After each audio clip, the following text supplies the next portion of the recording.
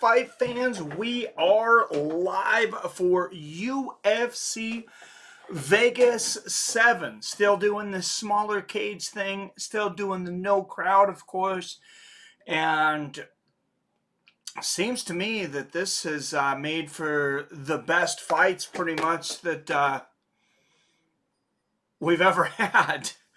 It's been a pretty amazing time to be a fight fan.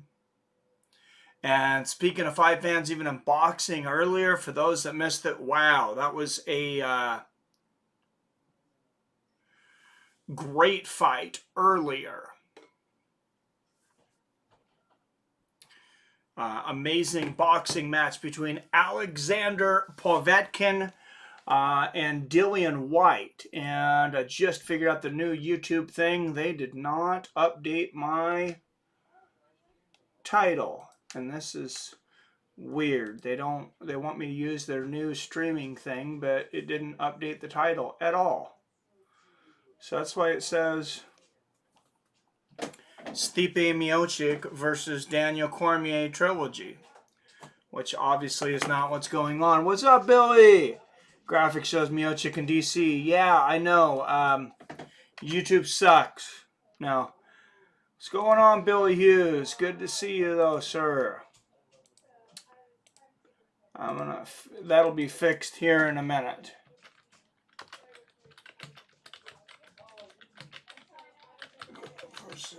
Some good prelims, though. Did you watch boxing? Alexander Povetkin and Dwight.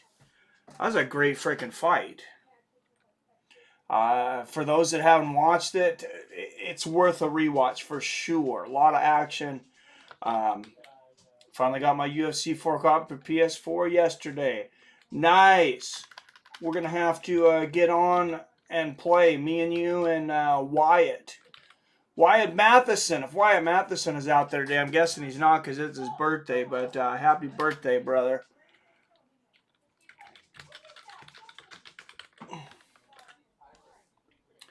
And we're just going to have, apparently, a generic title and everything. That's fine. It doesn't even seem to make that much difference anymore. I don't know what YouTube does with all of the different analytics and stuff anymore, but it doesn't seem like they do a whole hell of a lot with it. So I'm not super concerned.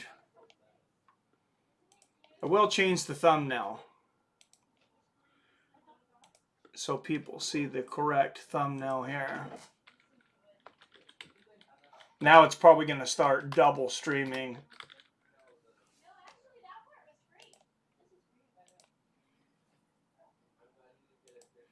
That's fine. Stream me twice. Get me more views. They need to not have all the boxing on at once, though. Top Rank's doing boxing at the same time as UFC right now. It's like, come on, guys. Oh, we need to get the sound off there. Ever wonder where the capital A in Chick-fil-A came from? It started with grade A, top quality chicken.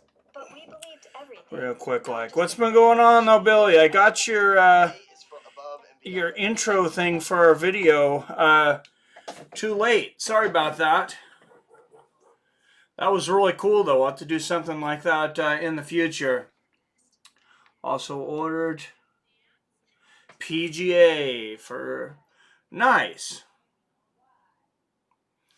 I love Tiger Woods on the Wii, man. That was fun. Wii, and I played some on the Xbox Connect.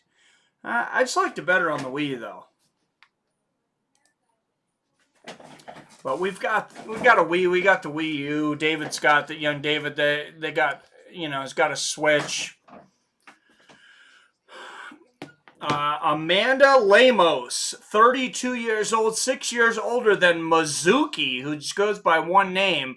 Lemos an inch taller at 5'4", but Mizuki will have a half-inch reach advantage at 65.5. And we'll switch the fighter's name here.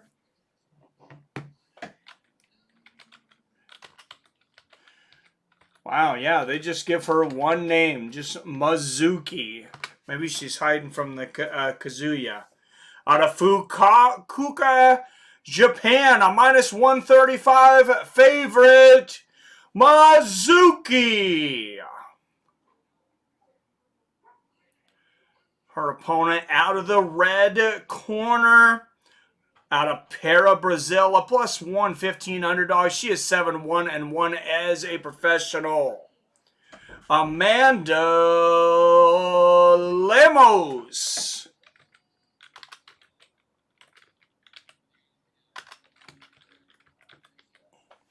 Jason Herzog will be the referee. Busy tonight. Has been Jason Herzog.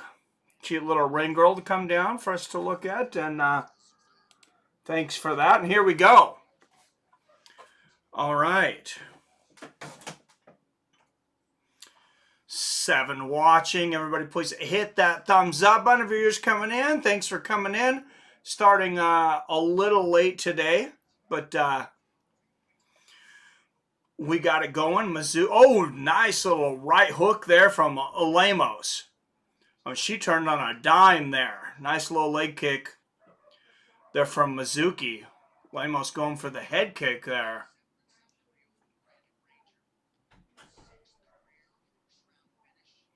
And so a lot of fight fans know there's been a lot of success from a lot of Japanese fighters overseas.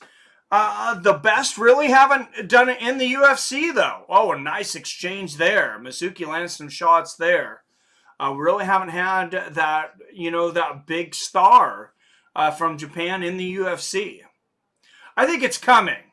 Oh, nice little spinning elbow there from Lemos and a right hook, though.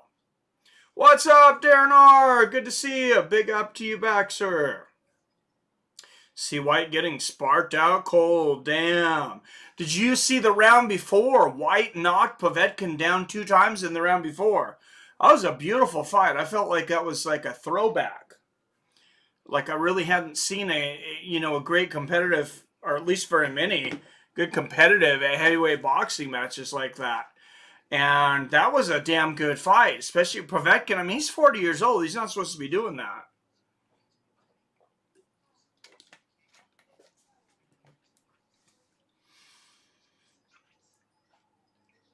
You and your wife looking forward to having to get the PS5 for the kids for Christmas.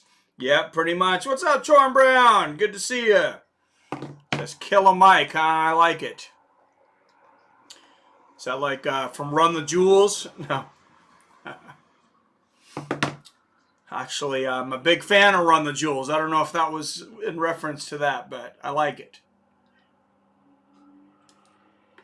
Soul knees. Mizuki staying busy here in the clinch. She got smashed by some shots early, though, in the standing. And Mizuki's corners pleading with her to try to go for a takedown. Nice little strikes there from Mizuki. Oh, nice knees there off the fence from Lemos, who won the big prize last week. Greg Brimstone, take care. Greg Brimstone won it. Oh, nice body kick there from Lemos and a good right hook. She's got incredible footwork right now. Lemos' footwork is really impressive tonight. Nice body kick there from Lemos. Yeah, it was good. I honestly thought the Russian was done in the 4th, but heavyweight boxing is crazy. Absolutely. Did you see sore loser Sean O'Malley saying Cheeto got lucky? Well, we'll see in the rematch, I guess. I like the kid. I like Sean O'Malley. I think oh, nice shot from Lemos and hammer fist. And this, she might finish this here. Mizuki getting floored here. And is it just me, or do the commentators tonight just want to do nothing but talk good about Mizuki? Amanda Lemos seems seemingly not getting a lot of love. I'll give her some love here, though, because she's having a damn good fight. Mizuki looks like she's going for an armbar here.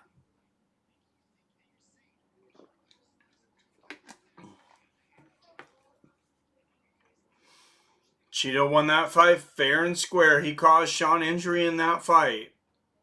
What happened in Bellator last night? Oh, damn, right? Freaking Ryan Bader got knocked out in the second round. Nemkov. That was crazy. Nice little body kick there from Lemos. You see the discrepancy in the strike count, about 3-1 for Lemos. Head kick lands there for Lemos. And a straight left.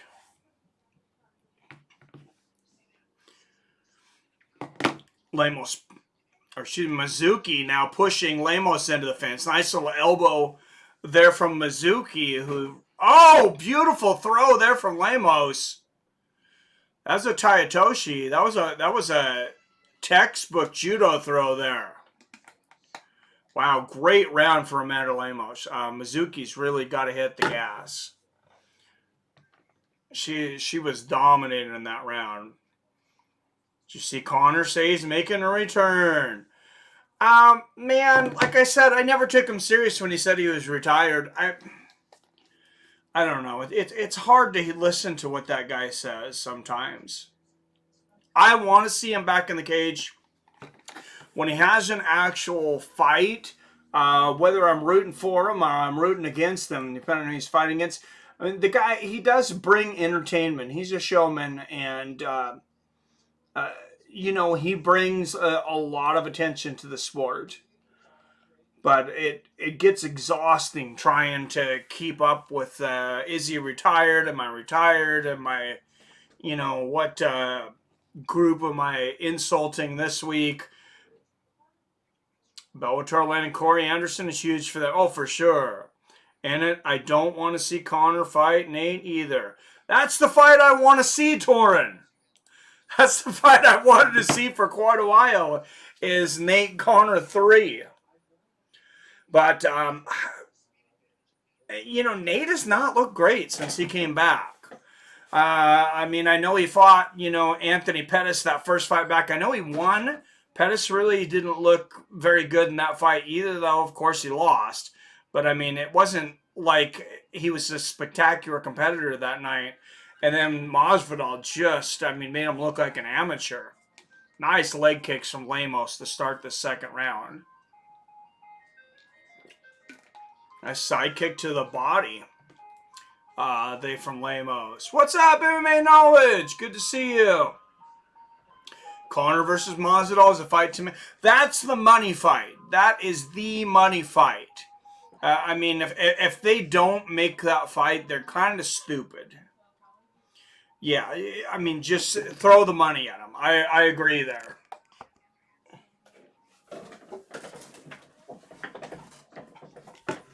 Sorry, my camera was a little off angle there.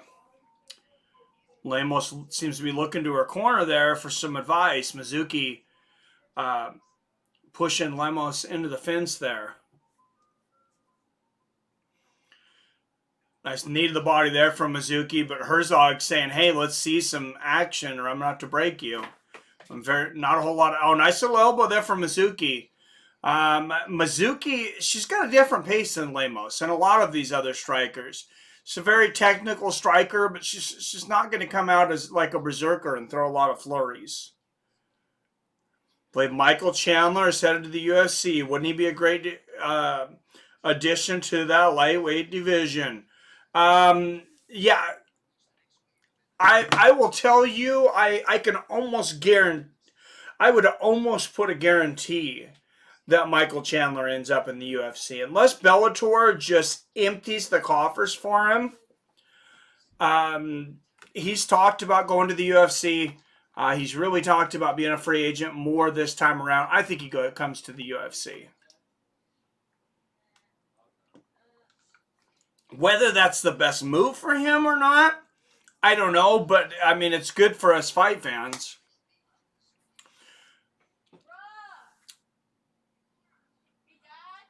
Nice exchanges there. Knee to the body there from Mizuki.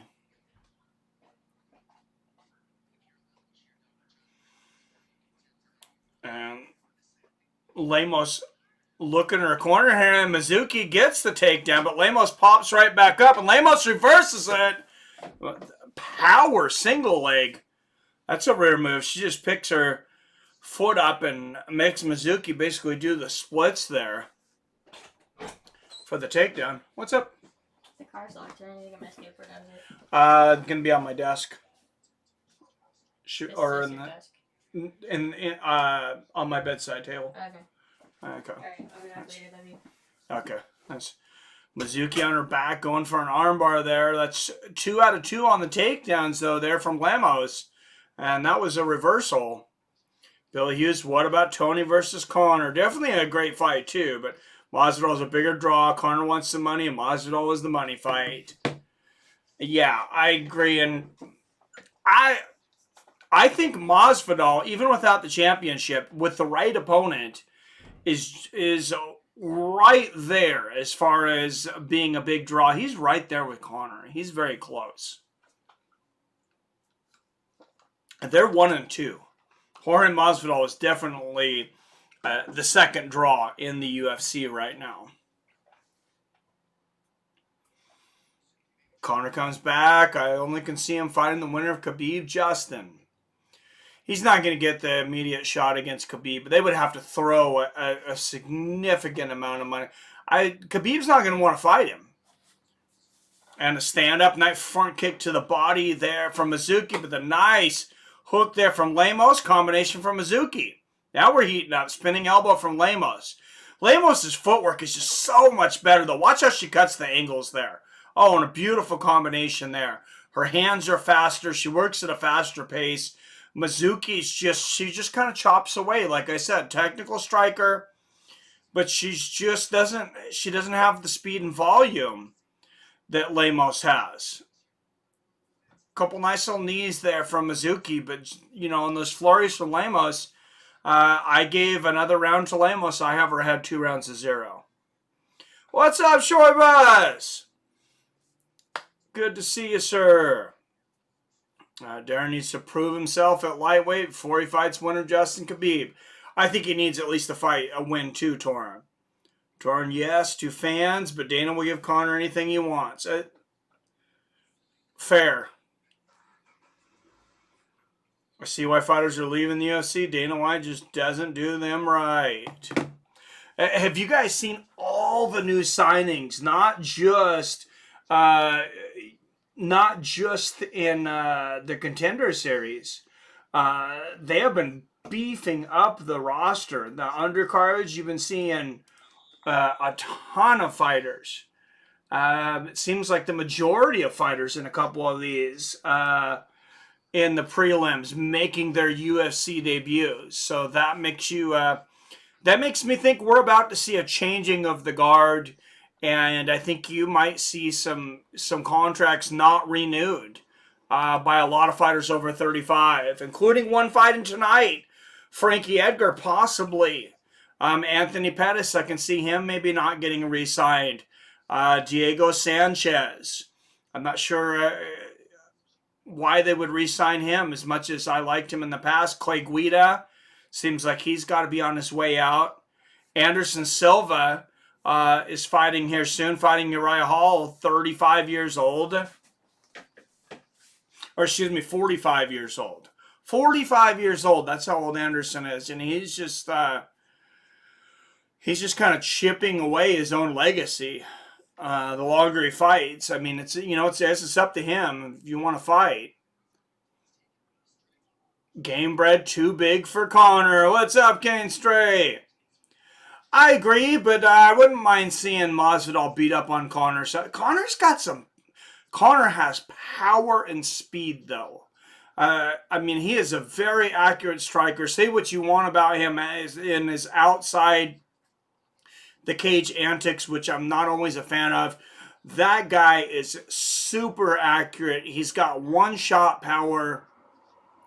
That's no gimme. I don't think that's a gimme for Masvidal.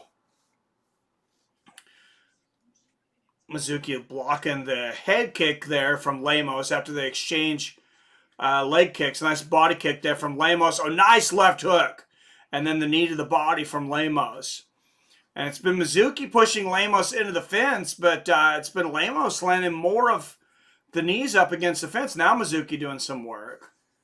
But I think it's too little too late. I think she needs a finish now. I believe Curtis Blades will be the next fighter to leave the UFC. That could be... He's scheduled for a fight against Derek Lewis. I don't see that going well for Derek Lewis. But we'll see. No, it wasn't Derek Lewis. Who's he got to fight against? Derek Lewis said he wasn't going to fight until he's under 250. Who does Curtis Blades have a fight against? I think I'm messing that up. Bellator would love to add Pettis and Edgar immediately. Oh, absolutely. Absolutely. And they would be entertaining and in the roster right away. Better to go over now like a Frankie Edgar and the Anthony Pettis, where you got probably got a couple years left at Bellator level than when you go in your 40s. It was sad to watch Roy Nelson last night. I don't know who watched Bellator last night. Nice exchange there, and they break back to the center of the cage. Nice right hand there from Mizuki. Oh, nice right hand there from Lemos. Oh, overhand right from Lemos. Roy Nelson, it was sad to watch him last night. I mean, in his 40s, was he 43, 44? God, and it was ugly. I mean, he was not even a shell of himself. He landed just a few shots in the entire fight. I mean, he looked like a guy that he just doesn't belong fighting anywhere. Nice couple shots there from Lemos. Landing most of these now. Mizuki pushing Lemos into the fence. This is one of those weird fights that I wonder if one of the judges is going to flip around to Mizuki, but I just don't see how. Nice knees there from Lemos. And it might be another one of these where the strike stats tell us lies. Sometimes the strike stats tell us lies. Sometimes they're not completely accurate, and they don't claim to be completely accurate. But the other lie our strike stats will tell us is, there's a difference. Obviously, there's a difference in landing an overhand right and a little pitter-pat. Oh, nice exchange of knees there. And like I said, it really seems like, I don't know why the commentators are so biased for Mizuki tonight, but I have her losing every round. Oh, good job of Lemos pushing Mizuki to the side after Mizuki lands a nice right hand. Nice left hook there from Mizuki. I like John Anik, but I think he is in love with Mizuki. I mean, I'm waiting for the proposal.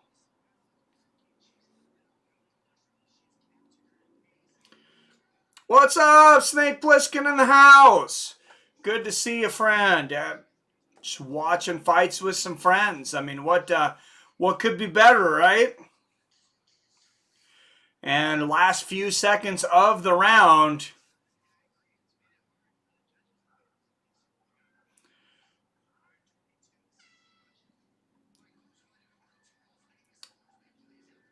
All right, and there we go. Does anybody else see that fight as close? Apparently, I mean, Mizuki landed more shots. I have Lemos 30-21, or 30-27, excuse me.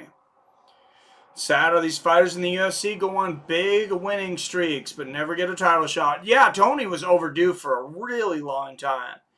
Dana doesn't want them to because they don't draw enough money. Dana's greedy. Well, of course, that fight with Khabib was canceled, 47 times. But you get that post I sent you? Oh, I did, about Liddell versus Tito 4.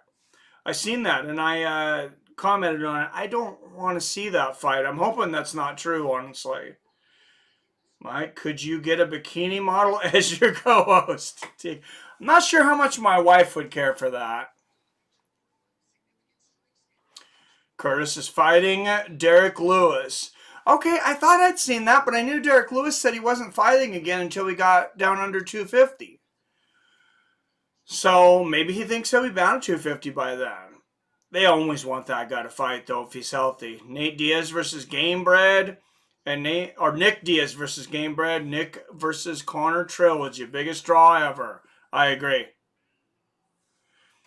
Yeah, easy score. Yeah, 30-27s across the board. That's what I said.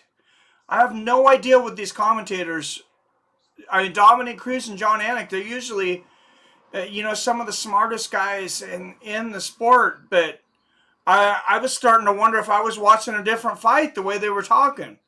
Because I'm like, this has got to be a 30-27. And it was. But that was some strange commentating. Sorry to say, but Tony is not that important of a fighter in UFC history. One reign as interim champ, never been big box office, and often injured. Connor doesn't need Tony fight at all in reality. Well, who doesn't want to see Tony Ferguson fight, though? What's up? Jay Diggs in the house. Good to see you, sir. Connor Dustin 2 should be the fight to make, in my opinion. I can't see Connor ever fighting Tony. Do you think he's really going to want to fight Dustin? Dustin's a tough out. And I feel like a win over Dustin, I just feel like for whatever reason, that you don't really get the credit that you deserve. Dustin Poirier, I mean, he might be the legitimate number 2 at lightweight. I mean, he's lost to Khabib, but look at the guys he's beaten. He just had that war with Dan Hooker where he separated himself. But he's got a lot of big wins. He had the win over Max Holloway. He's got a win over Justin Gaethje. I mean, the guy is really good. That's a tough fight for Connor. Really tough. He's afraid of Tony. Torn, I wouldn't say afraid, but high risk with very little reward.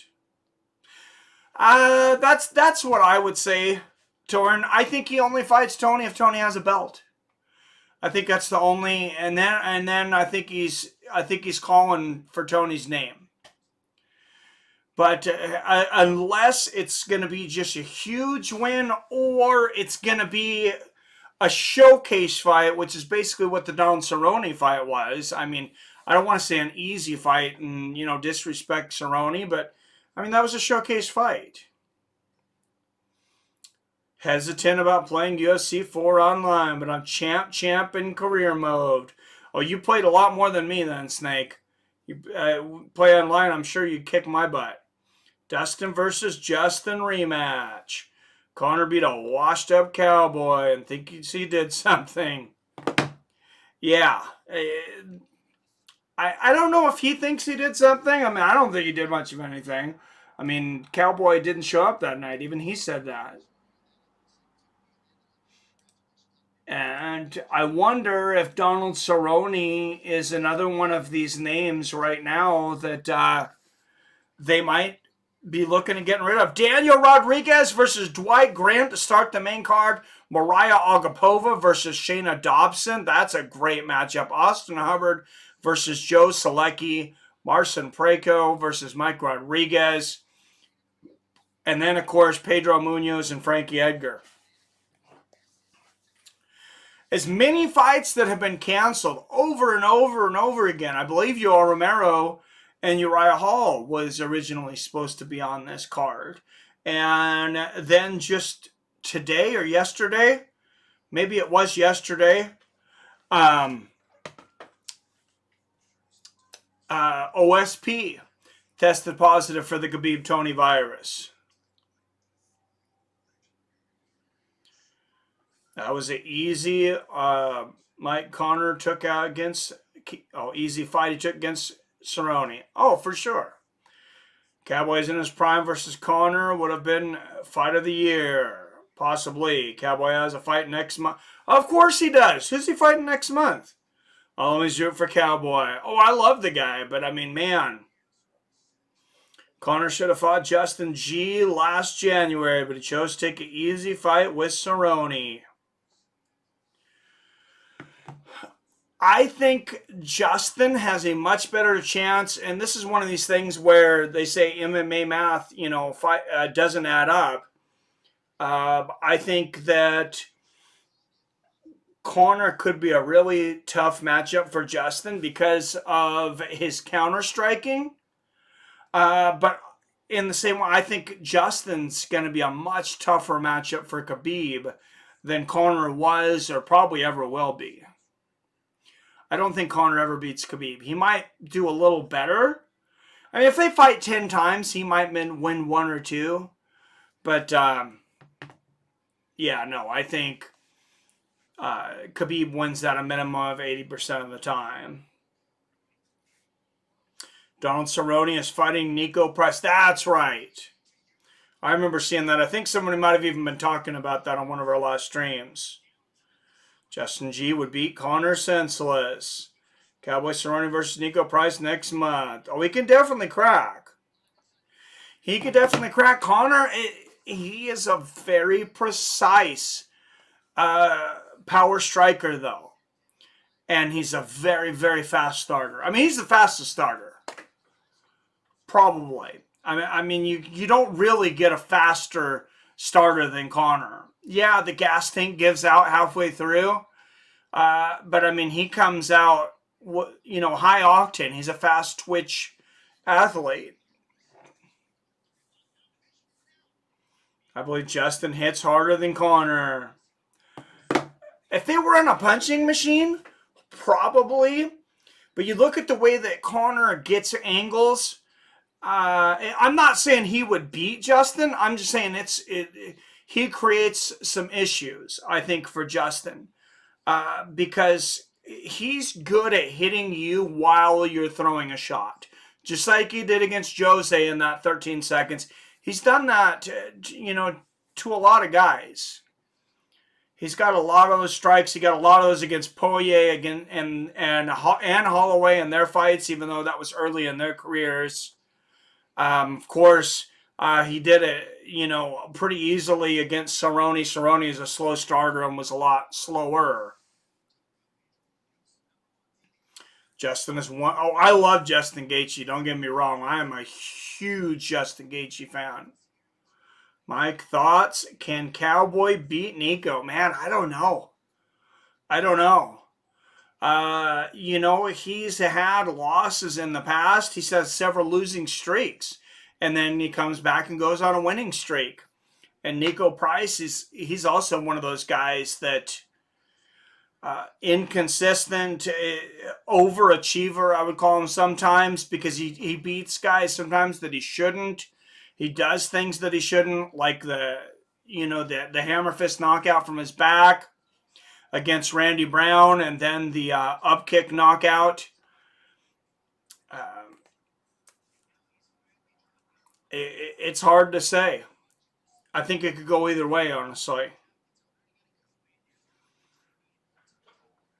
Did you see Jordan Wright is going to be a problem at heavyweight? I didn't see Jordan Wright yet. I must have missed him. I seen his fighting tonight. Conor's timing and Angels is what made him great. I was watching some fights, but then I came up to make sure my stream was ready, and then it ended up putting in the wrong data in YouTube anyways. But I did see the boxing match earlier, Povetkin and White, which was phenomenal. Conor's timing and Angels is what made him great. Mike, let me ask you something. Do you think Conor would have did Tony Ferguson the same way he did Cerrone? Or do you think he would have ate some strike? Well, yeah. I mean, of course, Tony's a much better fighter. And that's an interesting one.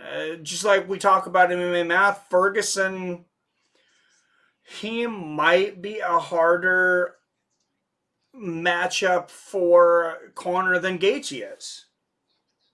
I'm not sure. All those guys you talk about, when you talk about Conor, Khabib, Gaethje, and Tony, I don't think there's any easy fights there except for Gaethje over Conor. And I just think that's a bad matchup that Conor's I don't think he's ever going to be able to deal with Khabib's wrestling. He doesn't have the submission game. He's just the wrong kind of fighter, I think, to deal with him. What problems do Conor give Tony Ferguson, Torn? We would know Conor would have taken a lot of damage. Oh, absolutely. Oh, I think Cowboy's smarter fighter than Nico Price. Going to have to beat him with his fight IQ. What's up, Travis Smith? Hopefully Edgar gets win and title shot or Dominic Cruz fight. He's a big underdog tonight against Pedro Munhoz, though. I don't know if you guys noticed the odds. Pedro Munhoz, I think, is a minus 285. Oh, Dwight Grant's coming next, the body snatcher. I see what you're saying. Okay. Conor doesn't KO anyone within 3 rounds. He gets in big trouble. And I think he starts to gas out about halfway through the second sometimes. Yeah. Definitely halfway through the third. Boy, if Dustin can beat Conor now. It'd be very hard for me to pick that one. I think you might be right, though, Torn. That's a really tough fight for him. Sean O'Malley versus Cruz, the next fight to make. You don't think Cruz is going to want to right that wrong against Cheeto, though? I think they'll rematch first. But we'll see. Donald Muay Thai. What's up, Chris Jackson? It's great to watch. It definitely is. Walt Liquor in the house. Hi, Mike and friends. Hello, Walt. Torn, I would bet you if Dustin or Justin fights Conor, they would get KO'd. I think Darren's trolling you now, Torn. Don't bite. Dustin ain't beating Conor, never. Says Chris Jackson. Well, we have a couple people thinking that Dustin wouldn't beat Conor. I think he would have a great chance against them. But I don't know. I don't know. You never know. Before this next fight, though, guys, make sure and get yourself over to Grubhub. Get yourself some food, some drink. Guys, you can even have alcohol delivered to your house in many states. And, of course, you don't want to get up now. The fights have already started. Use my promo code to get free delivery off of your first order and $5 off of your food. It's that easy. Just click that button and food is on its way. What's up, Michael Pauly, virtual identical. Blue Cheeto beats O'Malley again. Good to see Michael Pauly. Did you see Bader get mauled? That was ugly, man. Yeah, he got destroyed. All right, guys, I got to take a quick restroom break already. I know it's early, but I don't know what to tell you. I'm getting old. I'll be right back.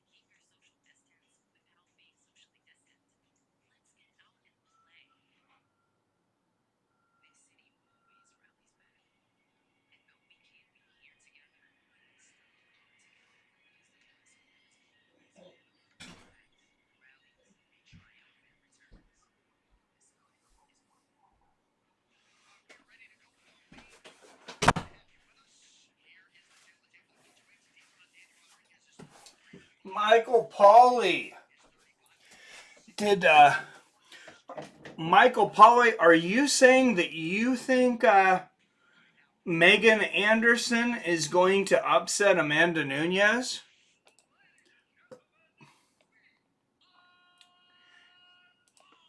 Yeah, I seen you putting something on Twitter about asking if that was happening and gonna happen, and I said absolutely not.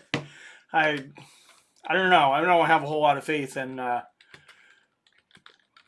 Megan Anderson or Megan Anderson.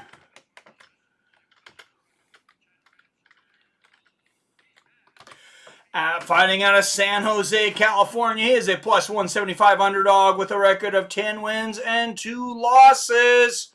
Dwight Grant.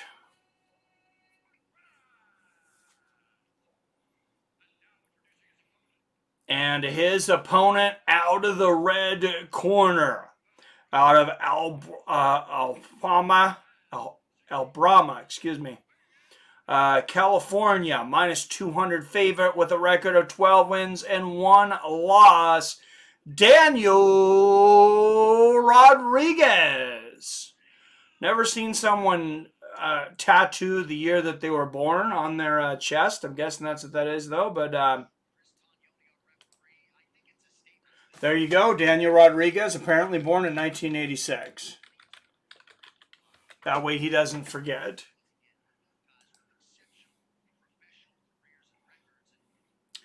All right, guys. This should be a banger among welterweights, though. Here we go. Rodriguez in the black, Grant in the blue. Nice right hand there from Grant.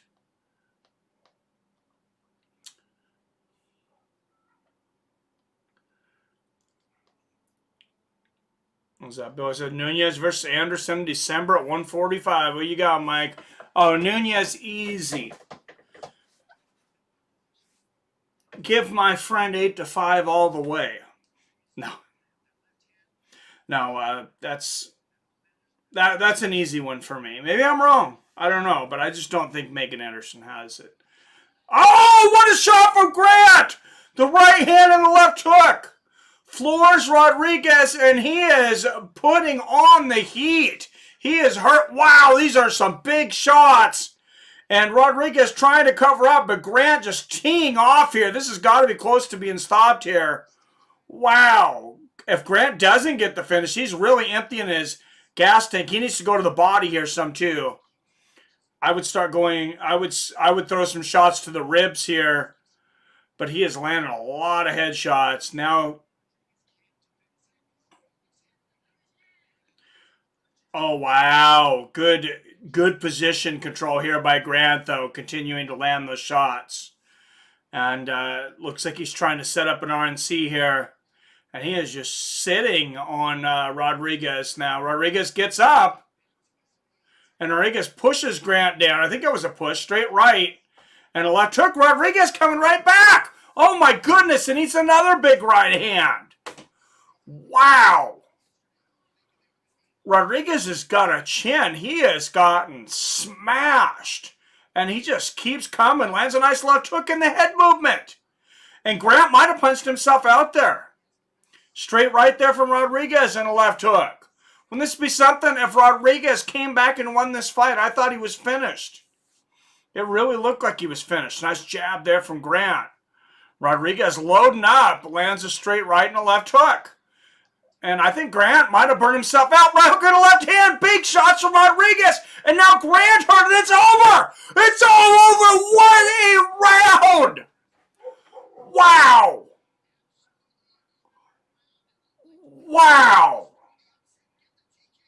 That was only half a round, but that's got to be round of the year up to this point. Wow. That might be fight of the night and performance of the night in 2.5 minutes. That was amazing. Wow, that guy's got a freaking chin. My goodness. Wow. That was an incredible comeback. You're correct, Billy. Damn. Yeah, that was a crazy fight. Wow, that was like Hagler Hearns, but in 2.5 minutes.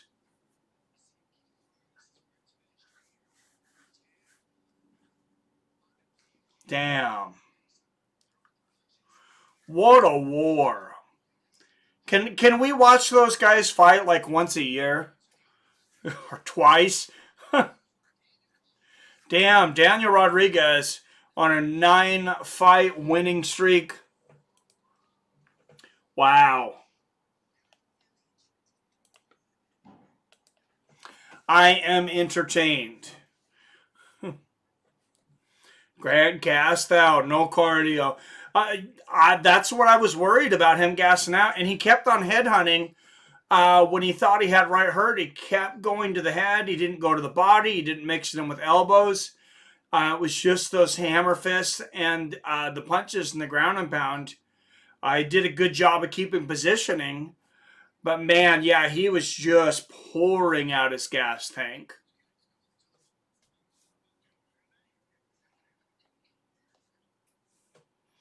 Fights are ESPN news until NBA game ends. Then they will move to big ESPN if anyone is looking. Thanks for the update, Billy. Get those guys on every card, right? Man, that was, like I said, I am impressed by their performance. Yeah, you got to give them, you got to throw some bonuses out there. Damn, Daniel Rodriguez, he could walk out with $100,000 in bonus money for 2.5 minutes worth of work. Wouldn't that be a hell of a night?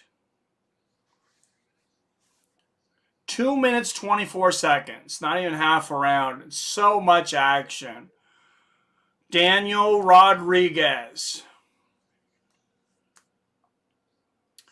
Wow, and he's got have a lot of respect from his opponent there that had him hurt and almost had him finished. What a chin he has, though. I mean, he was getting smashed. And that's 3 wins in 2020 for Daniel Rodriguez. Just 2 other guys did that. Zalal and Velishvili. He deserves it. Yep, can't believe it. What's up here regardless? Yeah, that was some craziness. I mean, you want to see a replay. How about the whole fight? Left hook on the temple, right hook on the chin early here from Jordan Wright. And then the left hook from Daniel Rodriguez. I thought it was a slip at first, that first left hook. And then, man, combination. And, yeah, he lifts right up with that uppercut. Damn. Anyone on Xbox One playing UFC 4? Oh, damn, Snake. I'm on PS4. A few people. I know there's a few guys in here that are on Xbox, though. I think Billy's on both. I do have an Xbox, but it won't connect online anymore.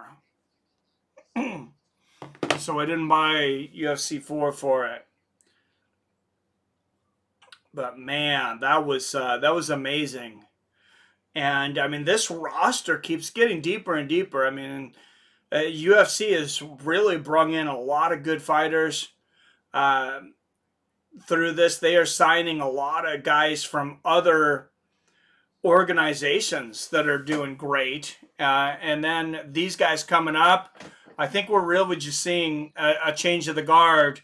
And there's what I said. Aaron Bronstetter says, round of the year candidate. That's got to be round of the year up to that point for me. I only have UFC 4 on PlayStation 4. Yeah, we're going to have to get together and play when we get a chance, though, Billy. Rodriguez, 11 of 13 wins by finish, 7 knockouts and 4 subs. Sorry, Snake.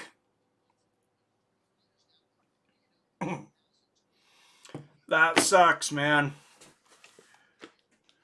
But, wow, for Daniel Rodriguez, that was impressive. Don't forget, guys, Tuesday's Dana White Contender Series. This has been a lot of fun. I wasn't able to do it because of work this last week. This week I will be able to. I had an unexpected big day at work.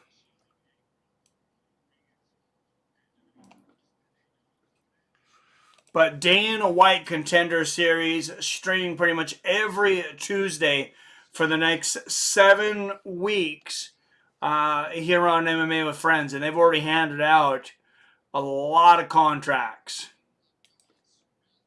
I believe 9 in 2 weeks.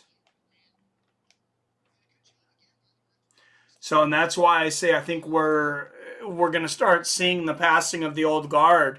And even Dana said earlier, not so long ago in a press conference, he said that the roster's getting bloated. He says we are going to have to make some decisions of who we want to keep.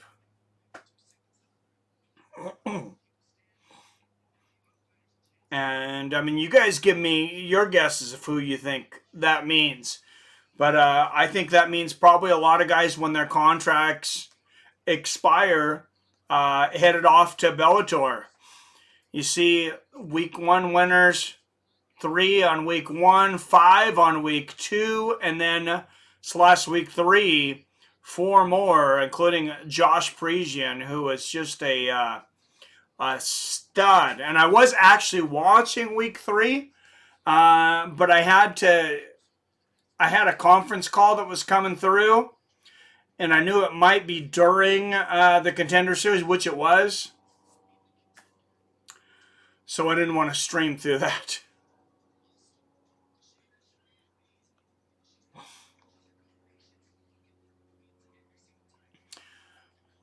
But, yeah, UFC just putting up great card after card in this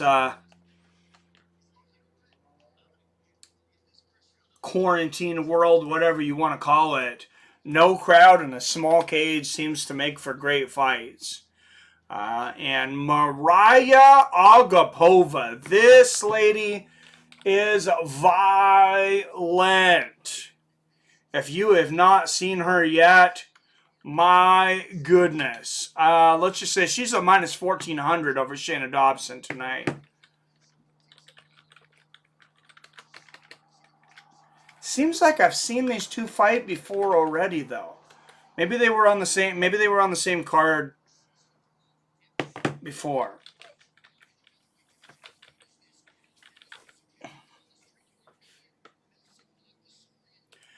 All right, Maria Agapova coming up next, taking on Shana Dobson. And if you're watching ESPN Plus, they just gave us the roster for Tuesday's Dana White Contender Series.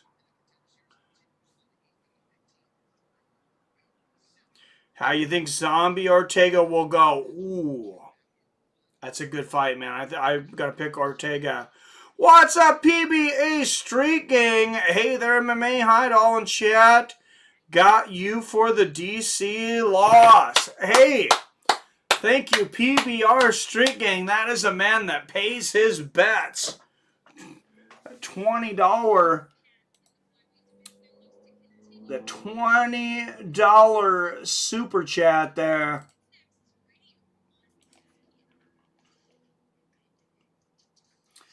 Well, thank you very much, PBR.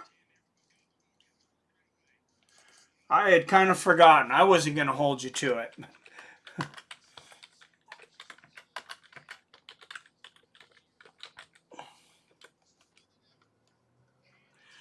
But I was happy to see.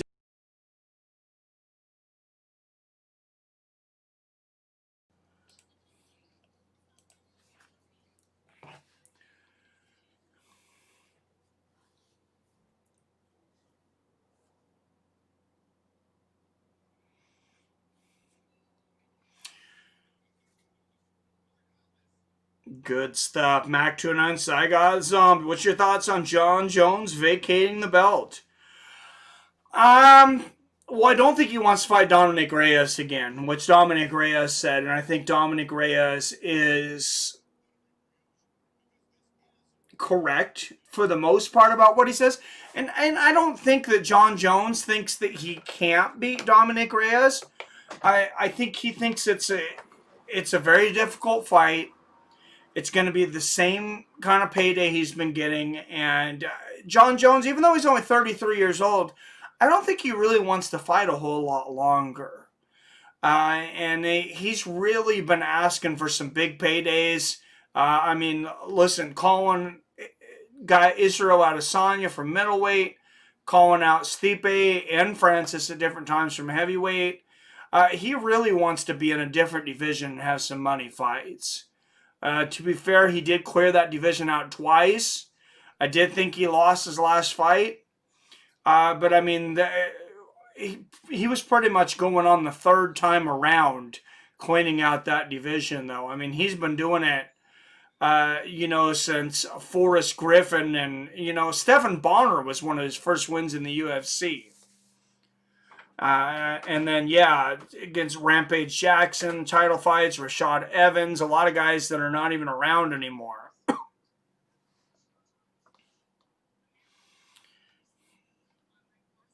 Sager Swam, what's up, Arcade Chaos?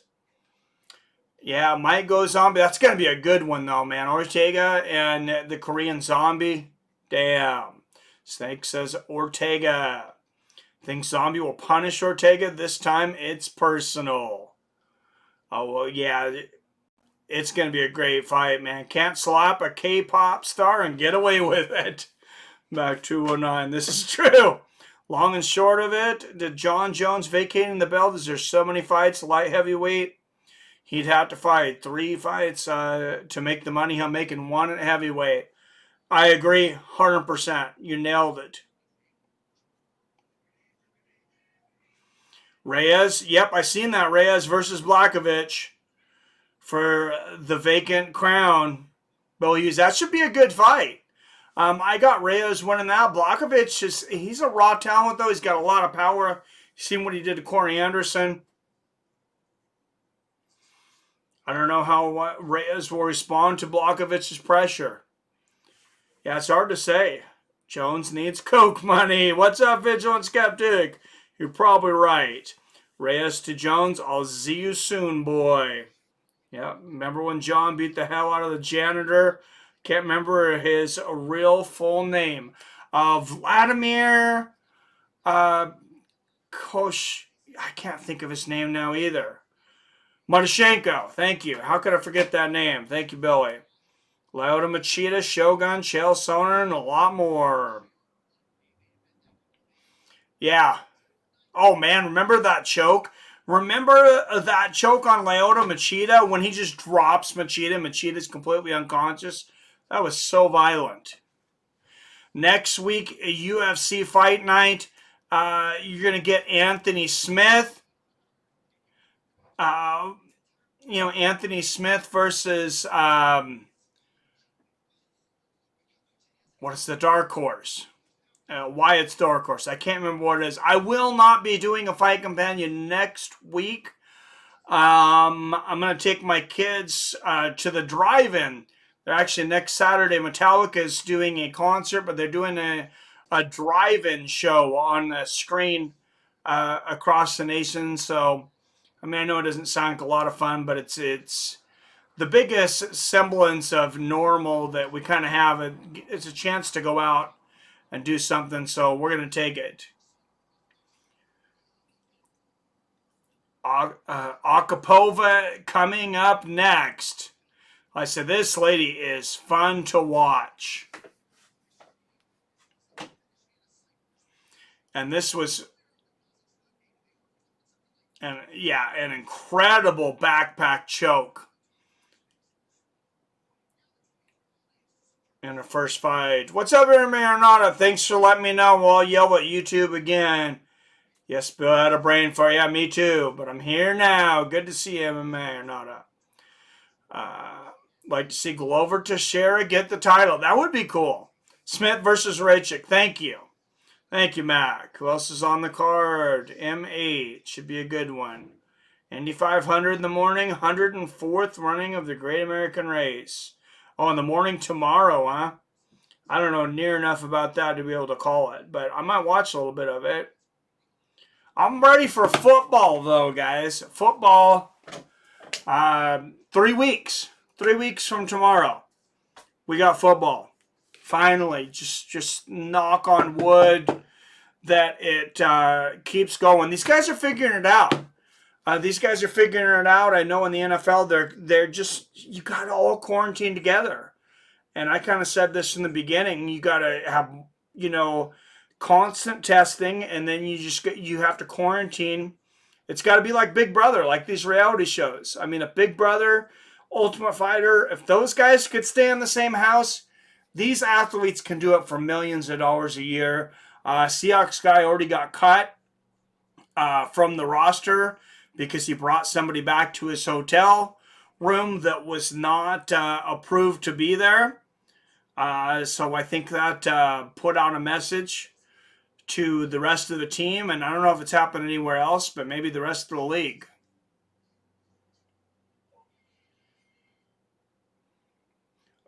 Rumble's returning at heavyweight, correct? Not light heavyweight. I thought he heard he was returning at light heavyweight, but that doesn't really make sense to me. I don't even see how we could make light heavyweight anymore. We need to do our fantasy league. Yes. We'll have to set that up, Billy. Steve J. Meek. Meow kick. It's playing out by me at one of our drive-in theaters. I'm hoping I can make it. Oh, nice. Yeah, I already bought tickets. You have to buy them on Ticketmaster. It's surprisingly expensive, Arcade. I almost decided not to go. Me and my daughter are huge Metallica fans to the point she wants to go out. She just turned 18 in April. She wants to go out and get her first tattoo. She wanted me to go out together with her and us each get Metallica tattoos. I chickened out and backed off. I said, I don't want to. I like Metallica, but I don't want to get a Metallica tattoo. Sorry. She's going to go and get one. But where we're at, I know it was $120 a carload, and you could take up to 6 people. Maybe I'm a cheapskate, but that was a little spendy for me to watch a screen from my car. But it'll definitely be fun. Thank you, Virtually Identical. Michael Polly putting up the hits over there on Twitter. Thank you, Michael. Thought it was heavyweight, but Chael says light heavyweight. CTE? Yeah. For Chael or for Rumble? Is that where I heard it from? Was Chael? Maybe that must have been where I heard it from. Because I knew I heard it from somewhere. Got off Mexican supplements. That's how I was going to make 205. Took me going on Ink Master to get my first tattoo.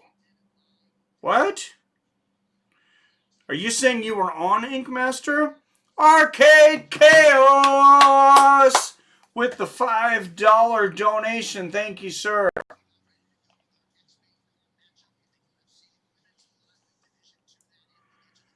Guys always coming through with the super chats.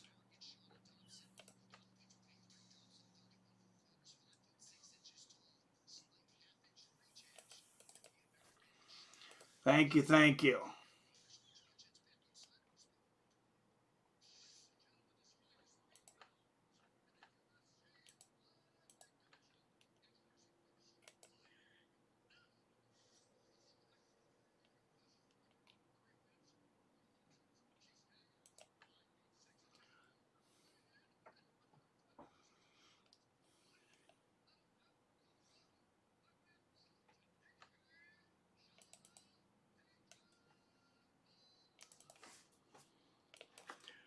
And the blue corner, Shana Dobson.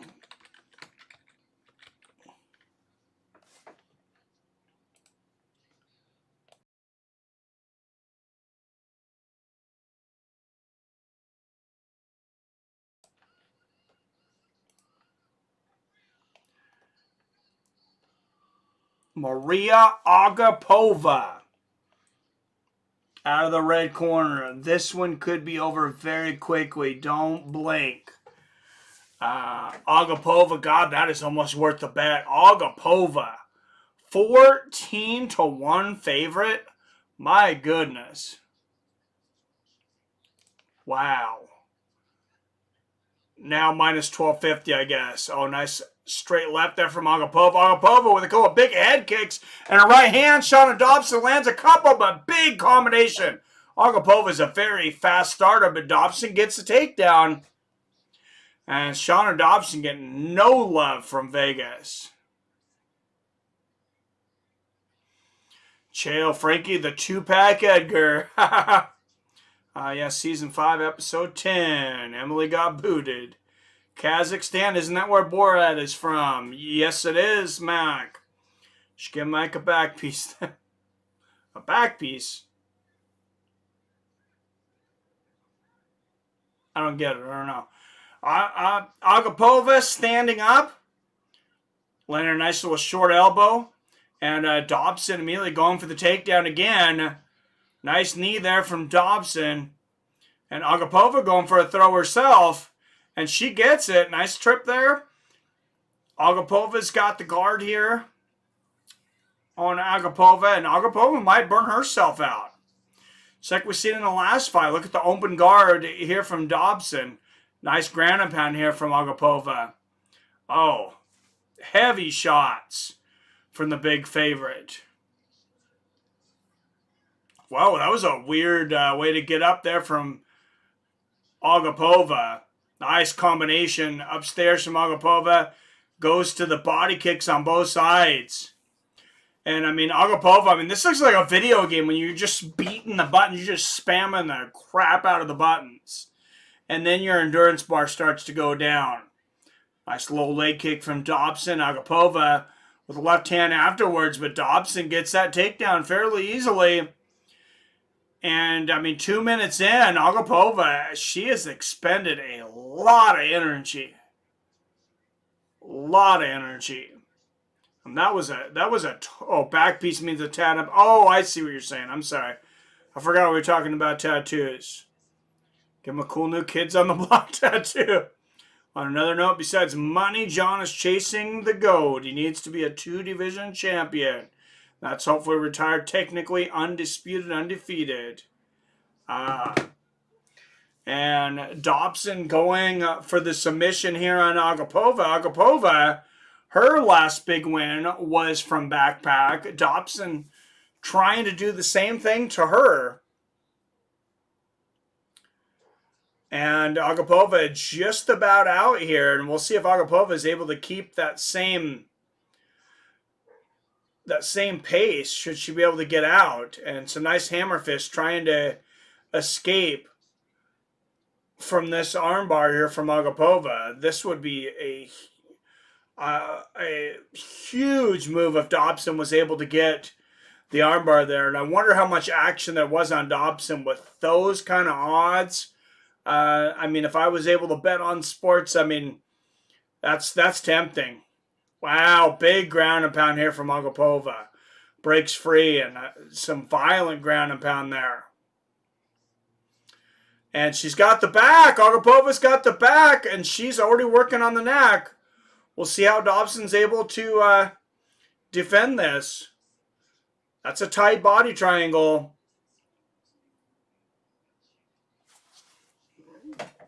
Dobson doing a good job of fighting this choke off so far. And her arm's in the way right now. Oh, wow. Big ground and pound, though, here from Agapova. Looking to finish this in the first round. Because if she doesn't, she might not have much energy left. Nice shots to the head and the body. And now she's got Dobson straightened out now. She's up a little high on her. Dobson, great job of defending this. Still 40 seconds left, though. I'm not sure that Dobson's going to be able to continue to defend it, but great job so far. Eats a couple more shots. And I was thinking Dobson had enough moments to keep this from being a 10-8 round, but Agapova might turn it back that way. She's definitely going for a finish. Now she goes back to the guard. And Dobson's going to survive the round, but eats some ground and pound.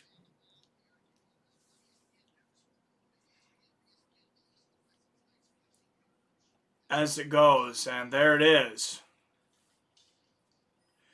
Into the first round, and maybe a 10-8 round for Agapova.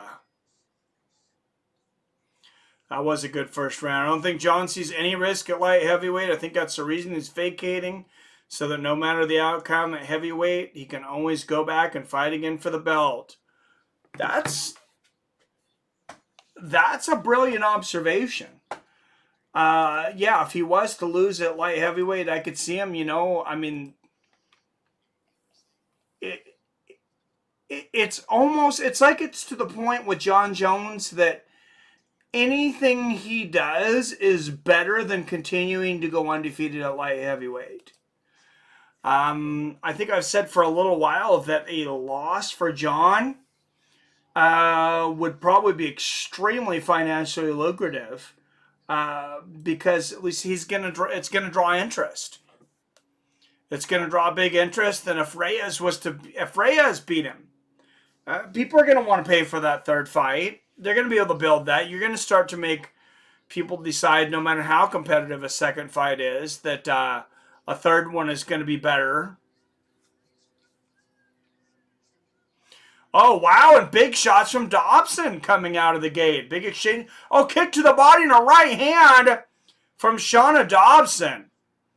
And Agapova gets the takedown here. I talked about Agapova, putting out all that energy that first round. It might have got to a 10-8 round. I don't think on all three scorecards. Because Dobson definitely had a couple moments. Takedown. But Dobson did a lot. Takedown's actually 2 for 2 for both girls. Thought Reyes and Santos both beat him. I actually gave the Santos one to Jones, but it was close. Don't think he wants that heat. Nagano or Miocic are huge paydays. Yup.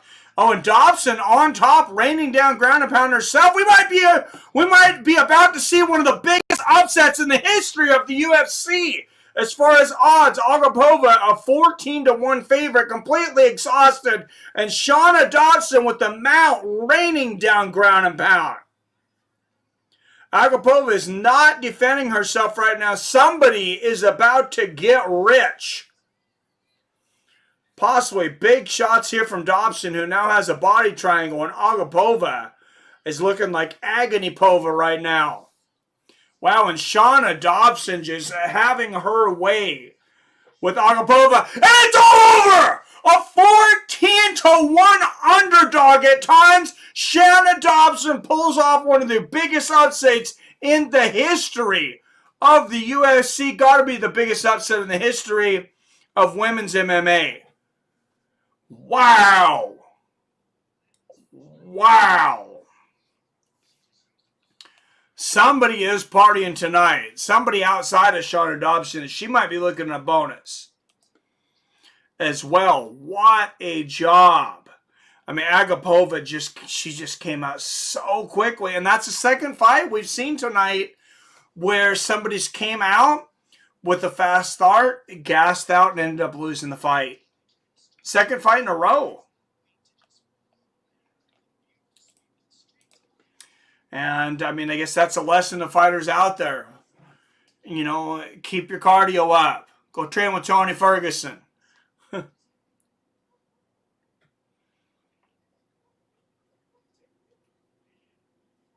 Nothing else to prove at light heavyweight. Yep, every last one of them to who said they were going to beat John Jones. They're going to do this. Nobody's done it yet. Wow, yep. 14-1, man. That is crazy. Yep, Darren R. Yeah, somebody is rolling in dough tonight. Because I guarantee you somebody bet on Shana Dobson. Because when I seen those odds, like I said, I was like, man, I would want to put some money on it. If Edgar loses tonight, does he hang it up? I don't know if Bellator is exactly considered hanging it up. But, no, is this the last fight on his contract? I don't know. He may. He's 38.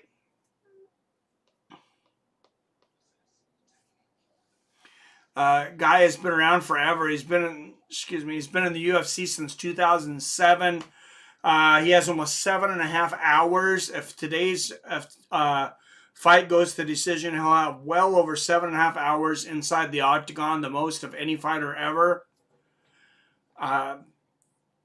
Quite possibly.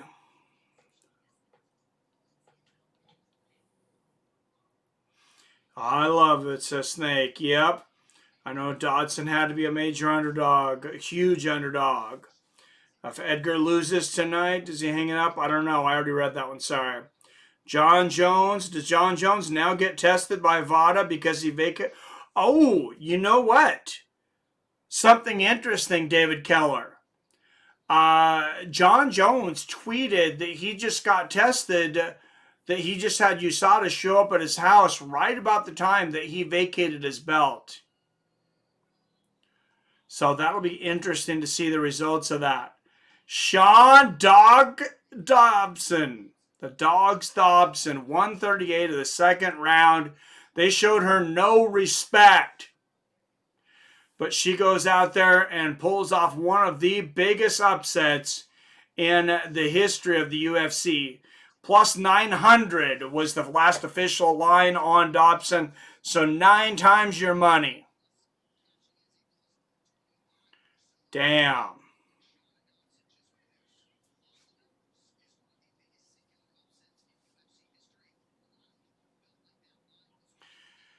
So yeah, 2 big upsets. Is she the wife of John Dobson?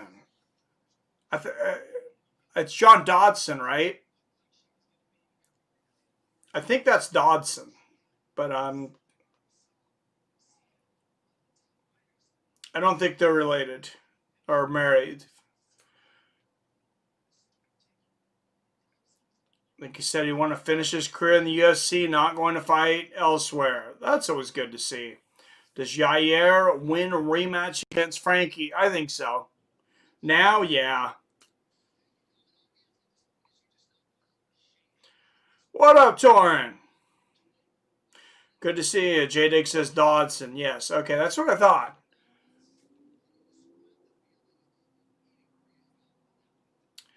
Just wanted to make sure. And Dobson, she's got to be like in another world right now. I mean, she was only 4-3 coming into this, so that's probably part of the reason.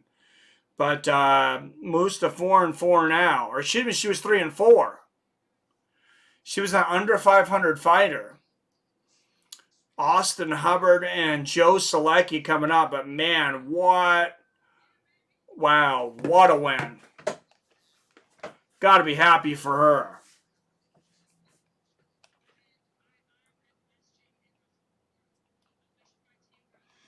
And she's given a shout out to Elevation Fight Team there in Billy's neck of the woods over in Colorado.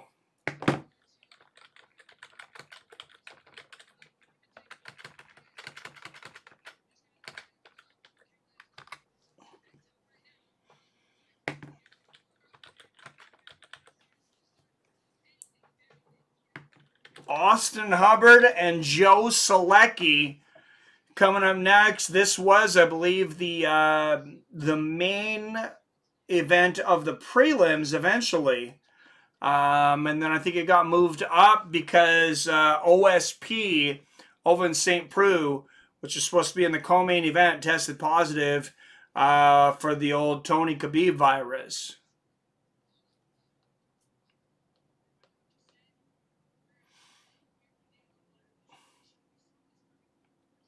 Did you care about Frankie Edgar, Pedro Munhoz? Did I care about it? What do you mean? Yeah, it should be a damn good fight, man. Whatever happens in the main, and I just don't want to see Frankie get knocked out. If he loses, hopefully the decision. Yep. 303, baby, says Keynes. Best case Frankie scenario is it gets a first-round knockout. Damn. Munhoz is gonna beat Frankie, says Torin. Yeah, I gotta lean towards him. Let's look for the poll. Frankie needs to retire. Of course, you can always find the poll over there on the Fights with Friends community page. And 78 of you have voted so far. And we have a 51-49. 51% of you said we will vote for Pedro. The other 49% have Edgar. 37% Munhoz by finish. 41% Edgar by decision. 14% Munhoz by decision. And just 8% of you think Edgar will finish Munhoz.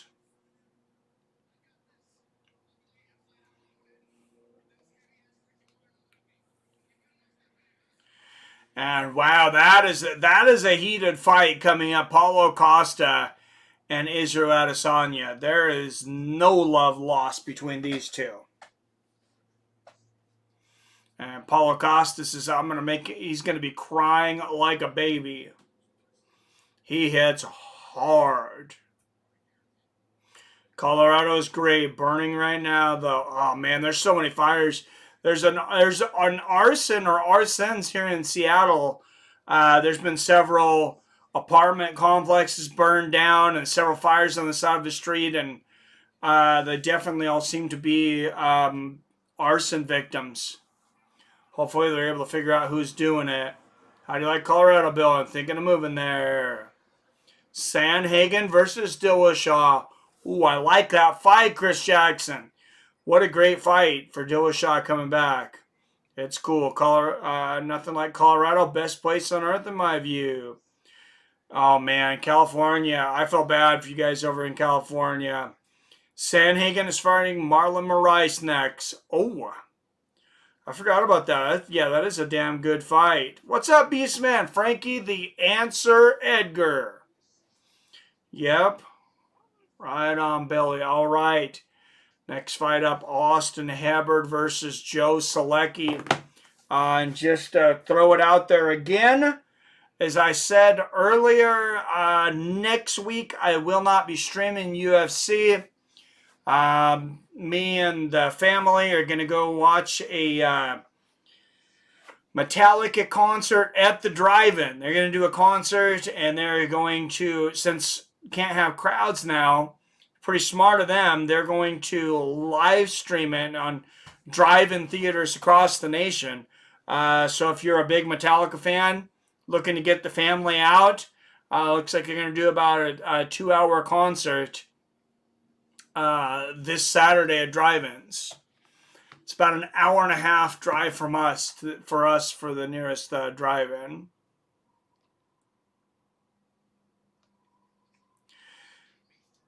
Israel will finish Costa, says the Beastman. I think Izzy is going to smash Costa. Sounds like these odds, the votes on this are going to be tough. Both undefeated. Israel Adesanya 19-0, Costa 13-0. 9 first-round finishes for Costa, 6 for Adesanya. I mean, what a fight that's going to be. These guys are both extremely exciting. And, I mean, the big question to me is after that fight with Romero, which both fighters really, waited to counter, really didn't engage, how excited is Adesanya going to be to engage with Costa? I mean, he definitely seemed to have respect, almost a healthy fear of the power of Romero. Of course, Paulo Costa and Yoel Romero had a very close fight. I thought, Yoel Romero might have done enough to win, but he just started too late.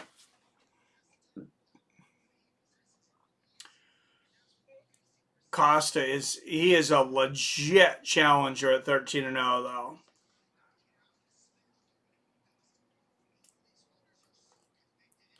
He might be skinny, but his stamina is crazy, says the Beast Man. I think Izzy is going to smash Costas, the Snake. Believe the Israel-Paulo fight will play out just like the Israel-Yoel fight. Torrin Brown thinking along the same lines. I thought Israel was going to be afraid to engage and fear of getting knocked. I hope not, but it's definitely possible. After that last, I'd be surprised if Izzy makes it past second round, says Arcade. Already a lot of banter coming for that fight. Austin Hubbard versus Joe Solecki up next, though. Austin Hubbard 12-4, Joe Solecki 9-1. And like I said, this was supposed to be the main fight on the prelims. Moved up to the main event. Several fights have been canceled from this card, including Uriah Hall against Yoel Romero, which to those who don't know, now you know. Anderson Silva, at 45 years old, believe it or not, is stepping in to replace Yoel Romero in that one. Not tonight, though. They moved the fight, but it will be Anderson Silva against Uriah Hall, who, you know, Uriah Hall has been criticized for not having that killer instinct. If Anderson Silva is going to fight at 45 years old, maybe Uriah Hall's not the worst opponent.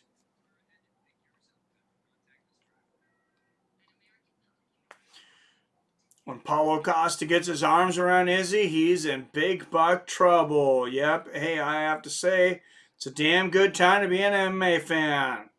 Absolutely, Snake. And we got to pin that message.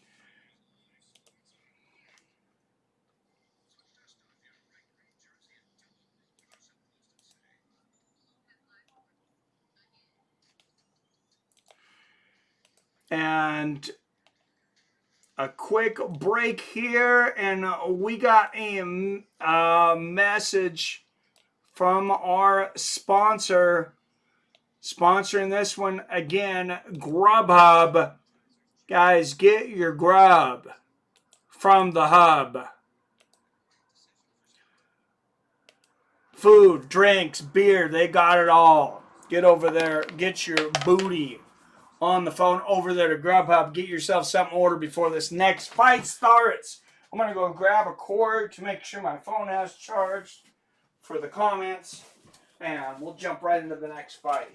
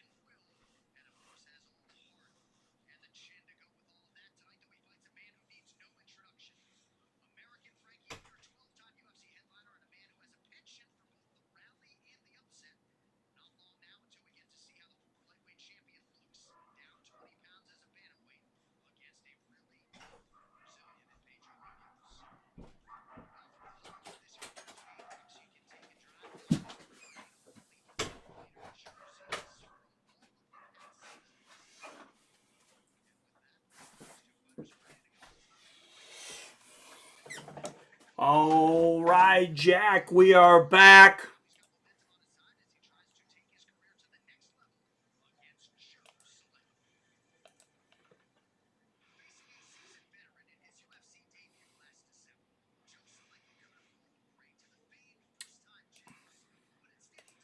And we got to stop this runaway fight clock from starting. It keeps starting on me tonight.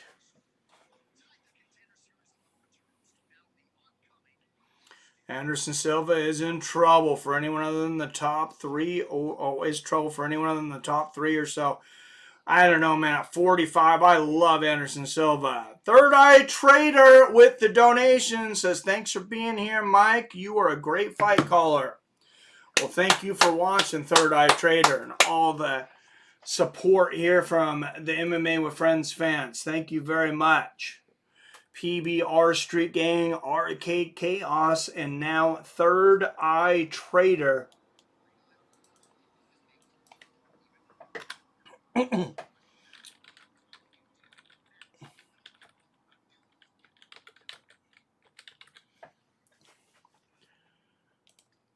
Bringing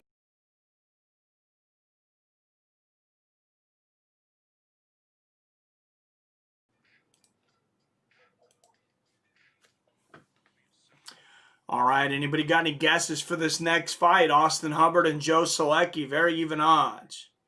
Just say no to GSP versus Khabib and yes to Anderson versus GSP. You think Anderson's got enough left at 45 to take on GSP? I don't know, man. I don't know. I mean, you're going to have, the original argument's going to be nullified a little bit because the original argument was, of course, that GSP was too small for Anderson. Well, that's been nullified a couple times. For one thing, GSP's fought at middleweight. He's been middleweight champion now when he beat Michael Bisping. I know he doesn't want to move up that high again, but maybe a catch weight. I don't know how much below 185 Anderson can go.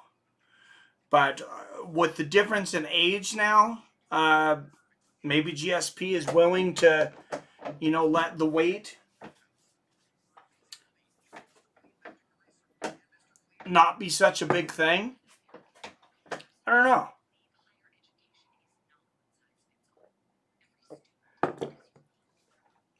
I wouldn't mind seeing that fight, except for I worry that Anderson Silva could get blasted. And that leg, I'm not sure that that's going to stick. I'm not sure that that's going to continue to stay up for him. He got injured again in that fight a couple fights back. Anderson GSP, please no. 20th like is all mine. What's up, Nuka-Cola? Thank you for the like. Thank you for the likes, everyone. If Costa fights how he always does, he will come out swinging, which could leave him exposed for counter shots. Tell my old lady this all time. Mark my words. You're going to see Izzy's stamina exposed. You might see Izzy exposed. I don't know if you're going to see his stamina exposed by Paulo Costa, though. Silva's older. He's a lot older. It's a lot older. That's what I'm saying. Silva would be in 45. GSP is either 37. He might be 38 now. So he's significantly older, which, like I said, GSP might be willing to forgive that weight discrepancy a little bit because there's such an age discrepancy. No, I don't want that fight either, Mac. I think it hurts both of their legacies, to be honest. There's no winner there. GSP's 39. Thank you, Torn. Oh, don't come back then, GSP. I thought he was just turning 38. I thought he was 37 going on 38. GSP 39, fought once in 7 years. Very true. All right, guys. Austin Hubbard, 28 years old, 2 years older than Joe Solecki, an inch taller at 5'10". And Hubbard will have a half-inch reach advantage at 71 inches. This fight fought in the lightweight division. All right, fighting first out of the blue corner out of Wilmington, North Carolina. He's a minus 115 favorite with a mixed martial arts record of 9-2. Joe Solecki.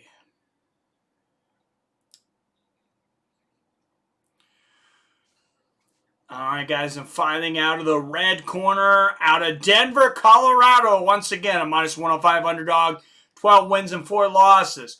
Austin Hubbard. And I'm going to go with Austin Hubbard on this one.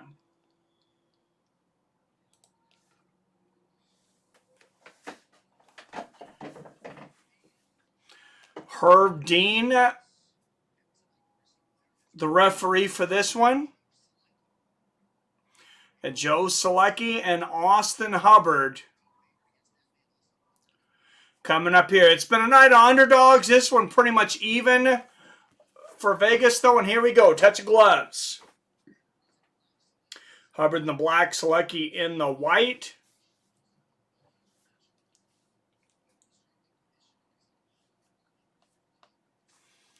Well, we never learned. Oh, did we not learn from Chuck Liddell? Personally think John Jones would kill Izzy. Possibly. Jones is another level, and he's way too big for Izzy. Yep. I think so. Nice little leg kick there from Hubbard. Solecki answers.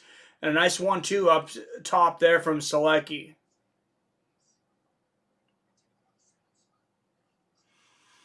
And these guys, oh, nice right hook there from Solecki. A body kick, a nice left hand there from Hubbard. I think the smaller cage, we've seen more action, I think. I think we're probably going to continue to see more fighters gas out. Nice right hook there from Solecki, because there's so much less room to feel out the other fighter. I mean, you're already within reach to reach out and touch someone.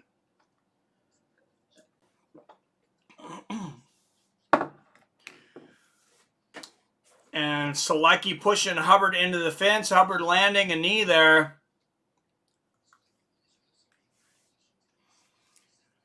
Another knee to the body there from Solecki. And a nice right hook. Upstairs into the body there from Solecki. Knee to the body there from Hubbard. Slower start than the last couple fights to this round, but some respect from both of these guys. Solecki working on the takedown, working on a standing submission here. Possibly. Oh, and now he's getting the backpack. Wow, Solecki, that was slick. He just kind of got the first leg up. Hubbard didn't look real concerned. Jumped up with the other one, though.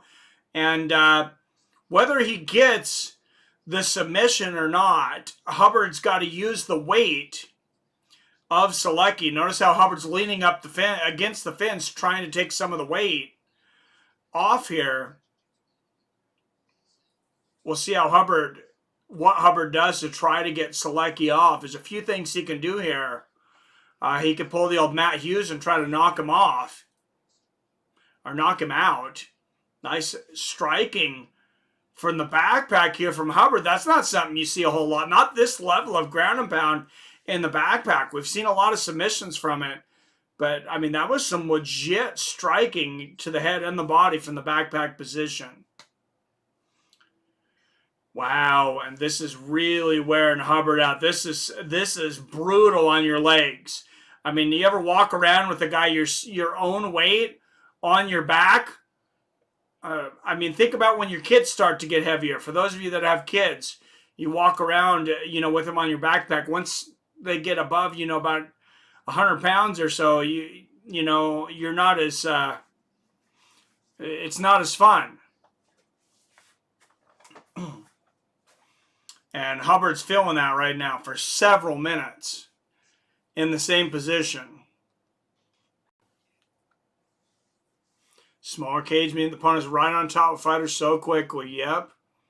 Who has mutton chops? Pliskin. I love it. I know this is what... Oh, and there it is! Joe Solecki gets the tap. Wow. First round, Joe Solecki taking care of business. Second win in a row in the UFC. He's 2-0 here. Wow. Wow, and Austin's mother, Hubbard, will no longer have to live in a cupboard after Austin gets a win bonus. Sorry for the bad joke here, but beautiful move here. Like I said, Joe Solecki, he takes, he gets that first leg up there. Hubbard doesn't look real concerned about it. And I don't think Hubbard had any idea that this was the direction this was going to end up going till that second leg came up, and he's like, oh, shit, what did I do? And wow, gets the sleeper hold right underneath. That is the big one. That's not the rear naked choke. That's the anaconda.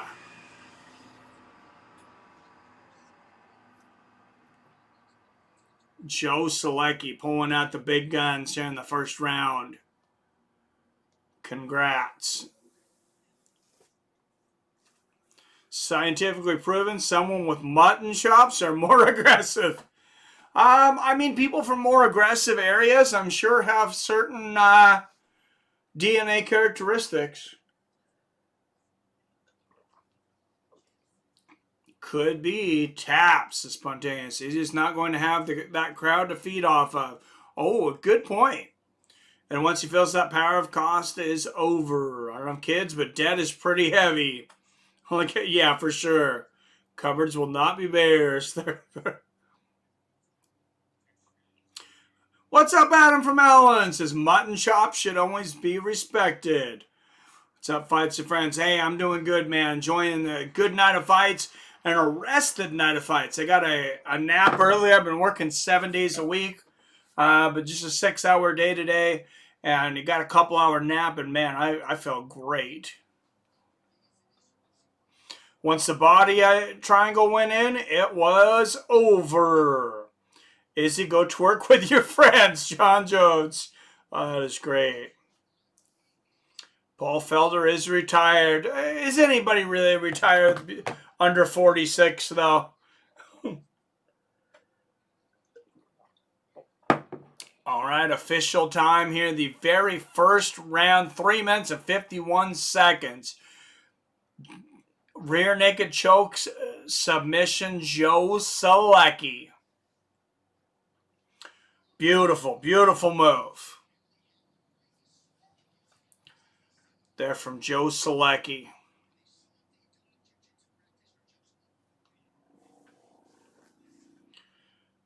What's up, Song Pizza?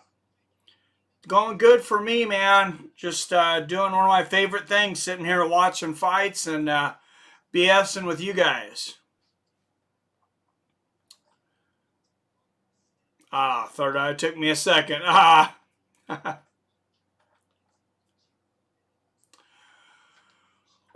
right. Wow, that was a quick one. Not a lot of fights on the prelims, but for all the fights that were canceled today, we only got 2 more fights left. Co-main is up next. Marcin Prachnio, I think it is, versus Mike Rodriguez. And then our main event, Frankie Edgar versus Pedro Munhoz. Could be an early night. But I would rather have quality than quantity, though. I think you guys would agree. And we've had some quality fights tonight. You know, not as many fights as we at first expected, but, you know, that's the situation we're in right now. Just thank God we have fights.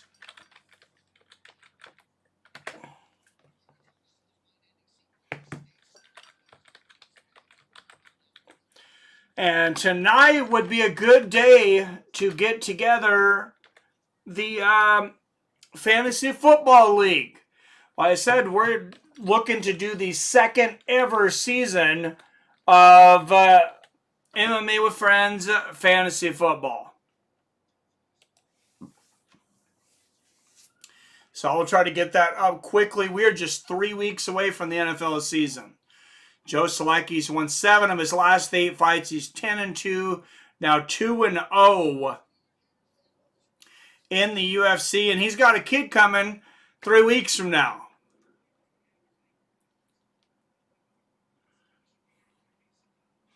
Diego Sanchez needs to retire. You're not kidding, Torrin. Guy didn't even break a sweat. Prelims were fire. It's Mac 209. What's up, Snake? Ready for my favorite fighter, Tony Ferguson, to fight again, for sure. Golf, drinks, beautiful. It's just spontaneous, top-notch fights.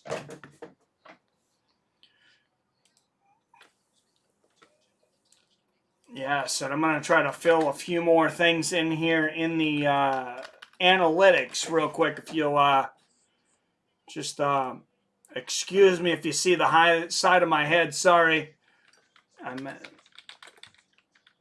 That way, hopefully, more people will see this before the main event starts. Michael Polly, if you could share this on your Twitter, that'd be awesome.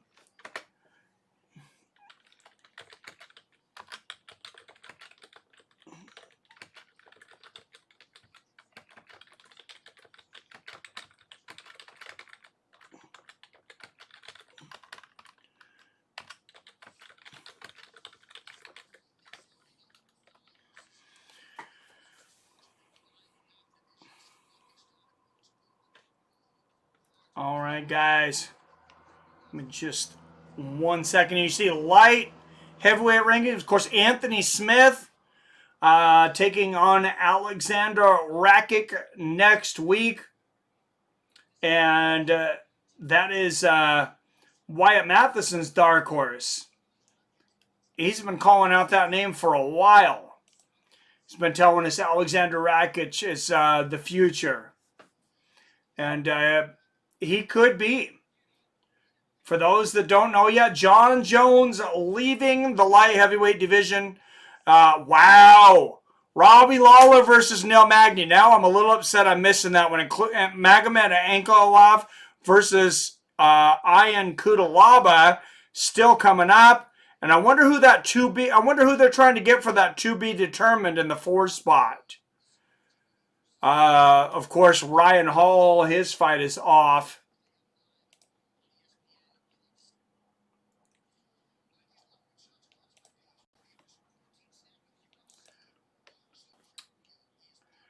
Marcin Prachnio warming up there in the back.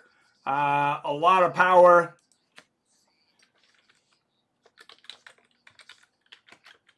Slow Mike Rodriguez coming up 10-4-1, 8 wins by knockout.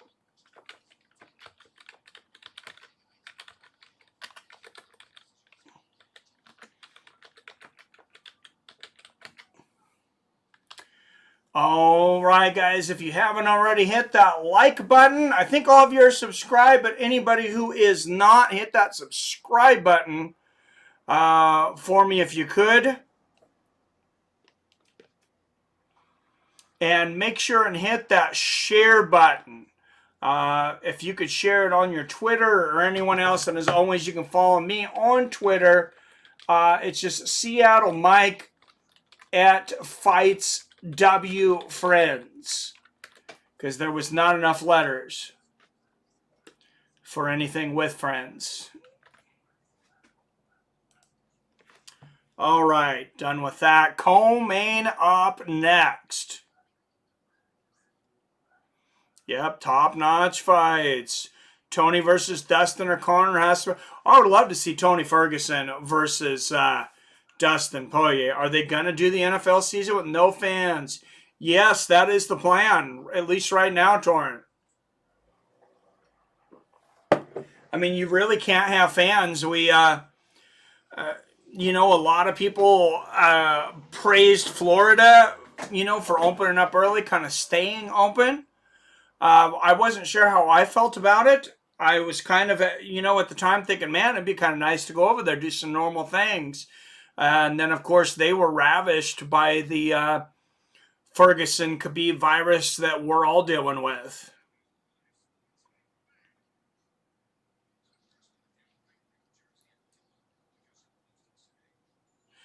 Yes, Adam from Allen was the winner from last year of the fantasy football. Excuse me, Adam from Allen. Recognition is always cool. Absolutely. Adam from Allen. There was supposed to be a trophy for Adam from Allen. You know what? I think I put your trophy in the cart and ordered it, and it got sent back or something. Something happened to it. I need to get you. Email me. fightswithfriends@gmail.com. I think you emailed me before, too, and I'm sorry. I completely forgot. My bad. I had some shakaroni pizza earlier. It was tremendous, huh? It looks good, man. It looks good.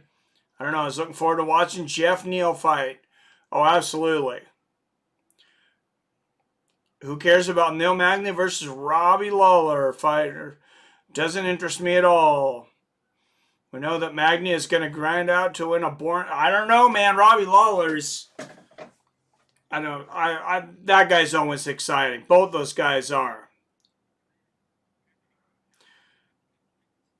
I think they're both good strikers. Like to see Lawler get back in the win column. I think he may.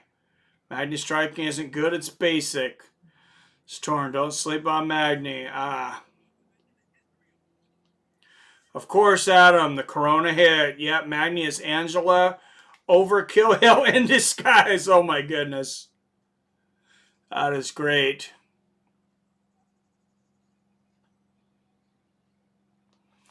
Well, I got to believe this is his last chance against ex-champion. Yep, Lawler will push the action. Absolutely spontaneous. All right, Marcin Prachnio versus Mike Rodriguez up next, and just 2 fights. I wonder if the scheduling for UFC kind of drives ESPN nuts. I mean, you got other fights, I guess, that always go over the time. Usually over. So I guess they're kind of used to it. But you can't really predict when an ESPN card is going to end. To a point you can, because I guess you can assume that every fight's going to go to the decision and then just have filler material for a fight when it ends early.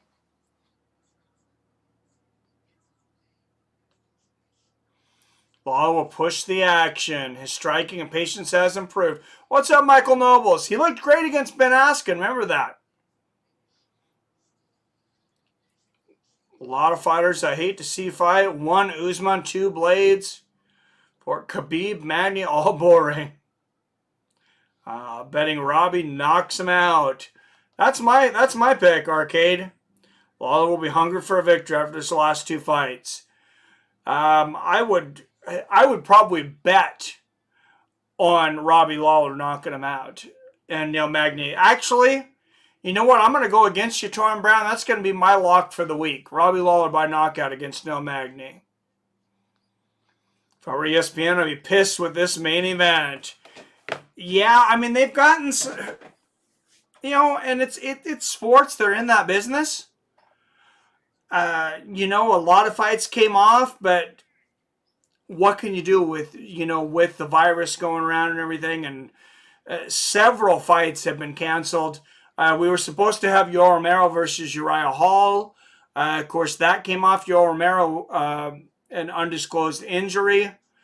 And then, our main, we're supposed to have Omid St. Preux. He's out. I know there was at least one more fight. Probably several fights canceled from this card.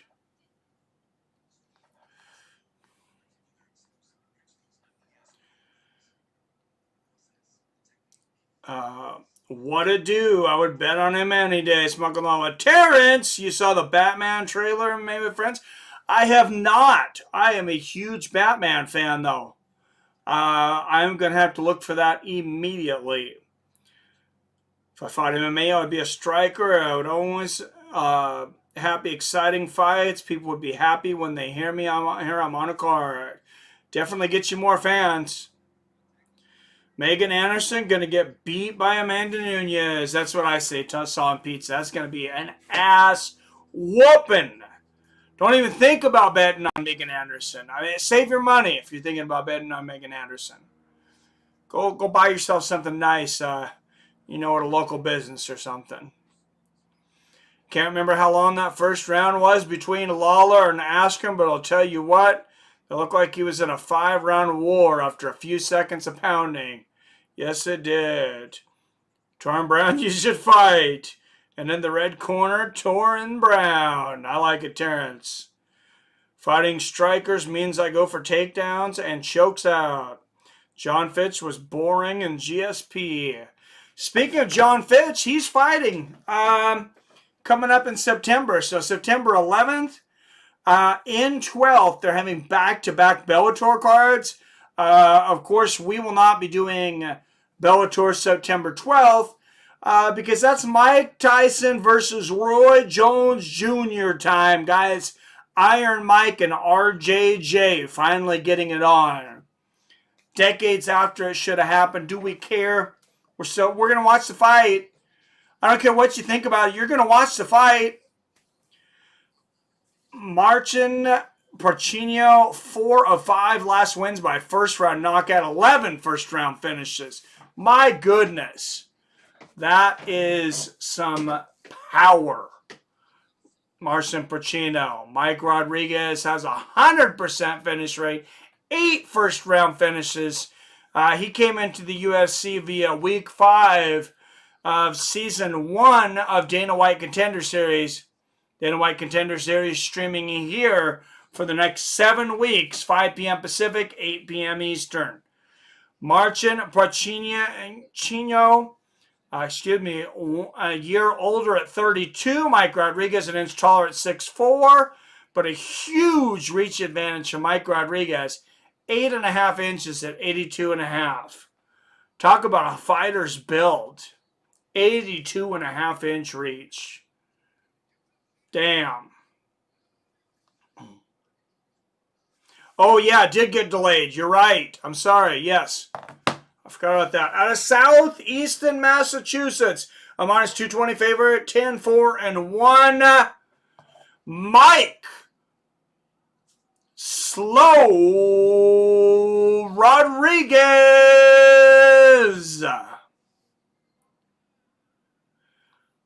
I'm not sure. Rodriguez is a Mexican name, so I think he's probably got some of that heritage. What's up, Damon Stout? Good to see you. Can't wait for Tyson fight. Yep. Out of Warsaw, Poland. He is a plus 185 underdog. 13 wins to 4 losses. Marcin Prachnio. Jason Herzog will be the referee. I think it's like his 4th assignment for tonight for Jason. And here we go. It has been a night of upsets. Will Prachnio pull off another one here against Mike Rodriguez? Like I said, both of these guys have finished almost 100% of their fights in the first round. A couple of nice leg kicks from Prachnio out of the gate. Nice body kick there from Rodriguez. Inside leg kick there from Marcin. Marcin really working on those legs there. Nice jab there from Prachnio. And Rodriguez, nice front kick to the body there. A little bit of patience early, 4:20 left in the first round, but neither one of these guys have too much patience, finishing almost every single one of their fights in the first round. Nice check there from Rodriguez. Going with Mike on this one. All right, Mike Rodriguez could be Dominican. Oh, very good point. Yeah, I'm not sure. And, oh, nice left hook there from Prachnio. Nice body kick there from Rodriguez. Oh, that one landed. The high leg kick lands for Prachnio, knee for Rodriguez. And yeah, I knew these guys weren't going to waste too much time. 2 quick starters showing a little patience early, but especially in this small cage, you know that's not going to last. And Prachnio pushing Rodriguez into the cage, lands a knee to the body. Rodriguez reverses it. He's got some brutal knees. There's a nice knee to the body. And I remember Rodriguez with that 8.5 inch reach advantage. I mean, neither one of these guys care for reach much right now. They could fight in a telephone booth. Big knee from Rodriguez to the head and out of the body. Nice right uppercut upstairs and a body shot from Rodriguez or from Prachnio, and an elbow from Rodriguez. Elbow back from Prachnio. Wow! And Rodriguez connects. And some big shots, and it's all over. And that's what a lot of us expected. We weren't sure which way it's going to go, but we knew it was likely to end in the first round. Wow. Patience and precision there for Mike Slow Rodriguez.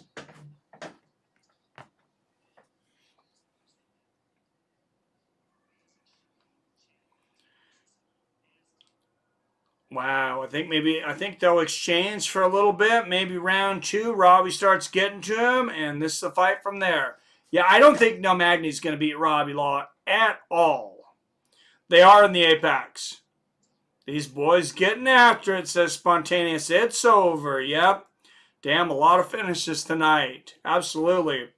Rodriguez stole the goat. Haha. Slow Mike Rodriguez gets the victory. Another first round finish for Slow Mike Rodriguez. And the main event of the evening coming up next, guys. Frankie Edgar makes his bantamweight debut. Pedro Munhoz wants to put an end to him, though.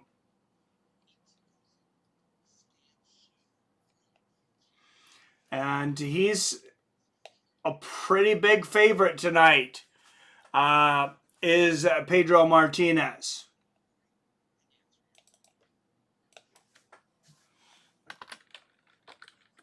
Frankie Edgar, Pedro Martinez. Main event up next.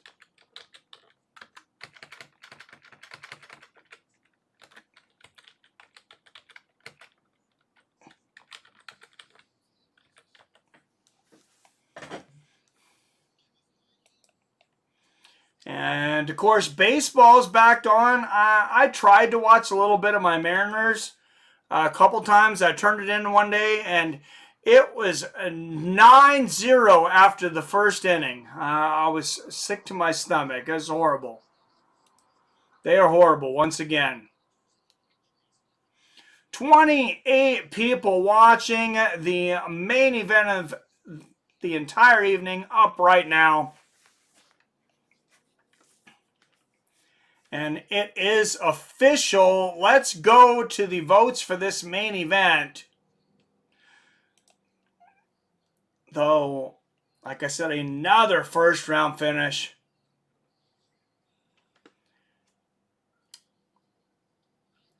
Absolutely incredible. Always love to see both of these guys fight.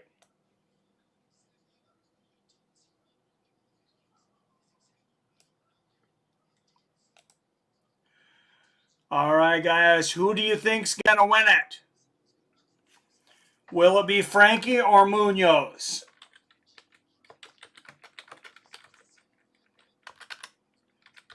Munhoz hits hard. That's something that worries me.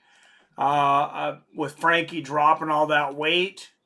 I mean, I'm not sure what he walks around at. I don't think he walks around at 135. So I imagine he lost, a little bit.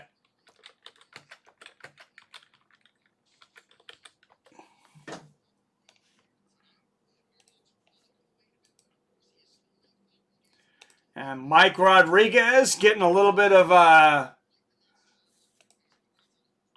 love there. A little mic time with John Anik.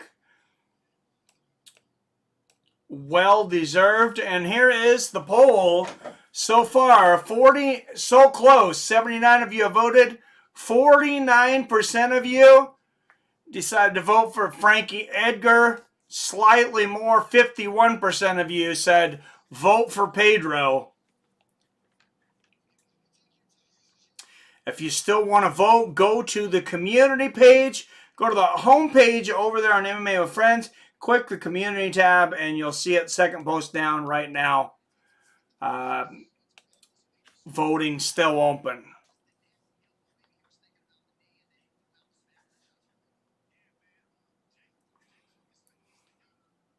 Robbie Lawler needs to retire. Is Robbie Lawler seriously 44?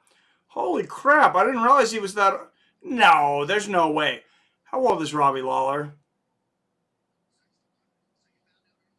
He's 38. Torrin Brown, give me some fake numbers today.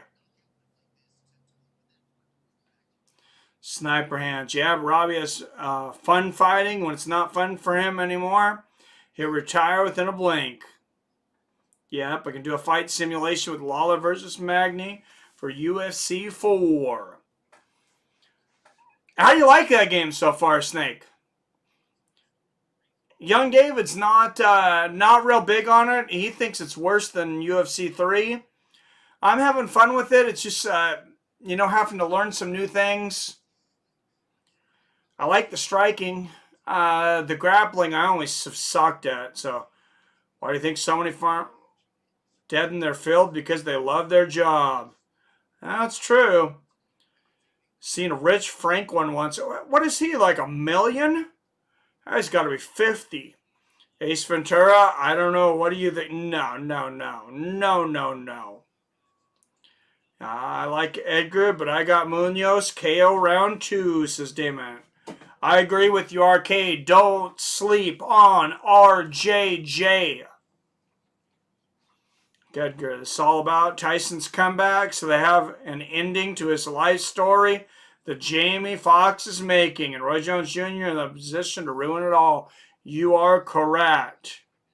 Yes, you can fight in the backyard. You can also fight in a Kumite. And it looks really cool to see Kimbo Slice fighting against Francis Ngannou in the backyard. That's pretty neat.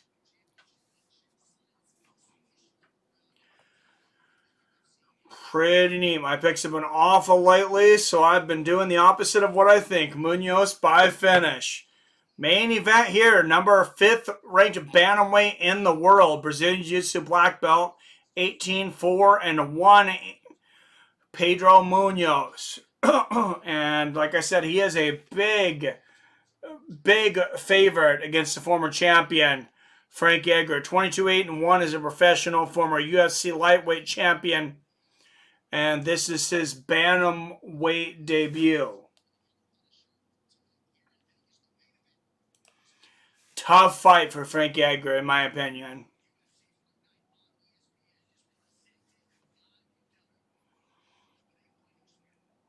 Rich Franklin is 45.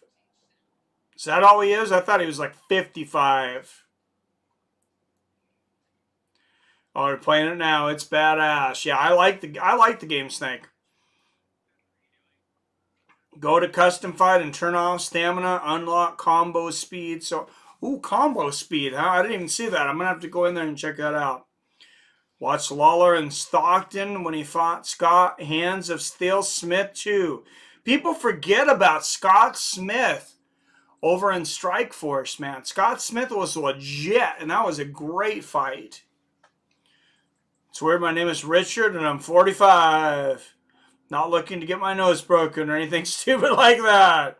So your controls to legacy, turn assist off. Yeah, I need to do that because I don't like the submission situation right now. Who was winning, Francis or Kimbo in that backyard? Well, Kimbo was winning most of the time until the 3rd round when young David knocked me out with Francis Ngannou. But that's saying, I finally thought I was going to beat David. I have not won, I don't think I've won one damn match against him on EA UFC 4. And I was about to beat him with Francis, with Kimbo, and he hit me with one shot and knocked me out flat about halfway through the 3rd round. Kumite is UFC version of Street Fighter. Yep. Someone in the last chat said that Sam Stout was making a comeback. Yeah, I remember that. I don't know. I didn't look into it. But I will tell you guys, watch out. Oh, I fight a lot like a DC in this new game. A lot of dirty boxing. A lot of eye pokes, Damon. No, just kidding. No, his head movement was on point. Daniel Cormier out last fight. I was impressed with both guys. For sure. And Daniel Cormier, 41 years old, in his last fight, with the, it's the dad bod. It's not easy. You don't know what his metabolism and everything's like. It's not necessarily a discipline thing. But, Stipe was just in better shape, and I think that made a huge difference. And the fact that, he got that wrist control going. But, man, take nothing to get away from DC. Great Hall of Famer. One of the best to do it. Frankie might be strong at that weight, though. He might be. But I was just going to tell you guys are going to be seeing some clickbait coming up. Do not fall for it. I'm going to make one of my patented guarantees. The only one I think that's been wrong on this was that GSP was going to fight Khabib, And GSP and Khabib had both agreed, but Dana put the kibosh on it. I'm going to tell you right now, do not believe the clickbait. You're going to see hundreds, if not thousands of articles coming out saying that Roy Jones Jr. is backing out of the fight with Mike Tyson. It is not true. It is clickbait. What's going on here is Roy Jones Jr. said he's going to have to move some things in his schedule. He asked for some compensation for the fight being pushed out. It's time to promote the fight. He's not going to cancel that fight over being bumped up for 2 months. I wish people would stop putting the clickbait articles out there, but that's never going to end. Don't buy it. I'm going to say it's pretty close to 100% false. Happy Stipe stayed on top. DC is a GOAT for sure. Who thinks Stipe should retire? I thought that would have been the best way for him to retire. He's already beaten Francis. He just turned 38 years old, coming off a victory against Daniel Cormier. He's got the record for most defenses at heavyweight. I think a rematch with this new retooled Francis, it's a nightmare for anybody. It's going to be tough.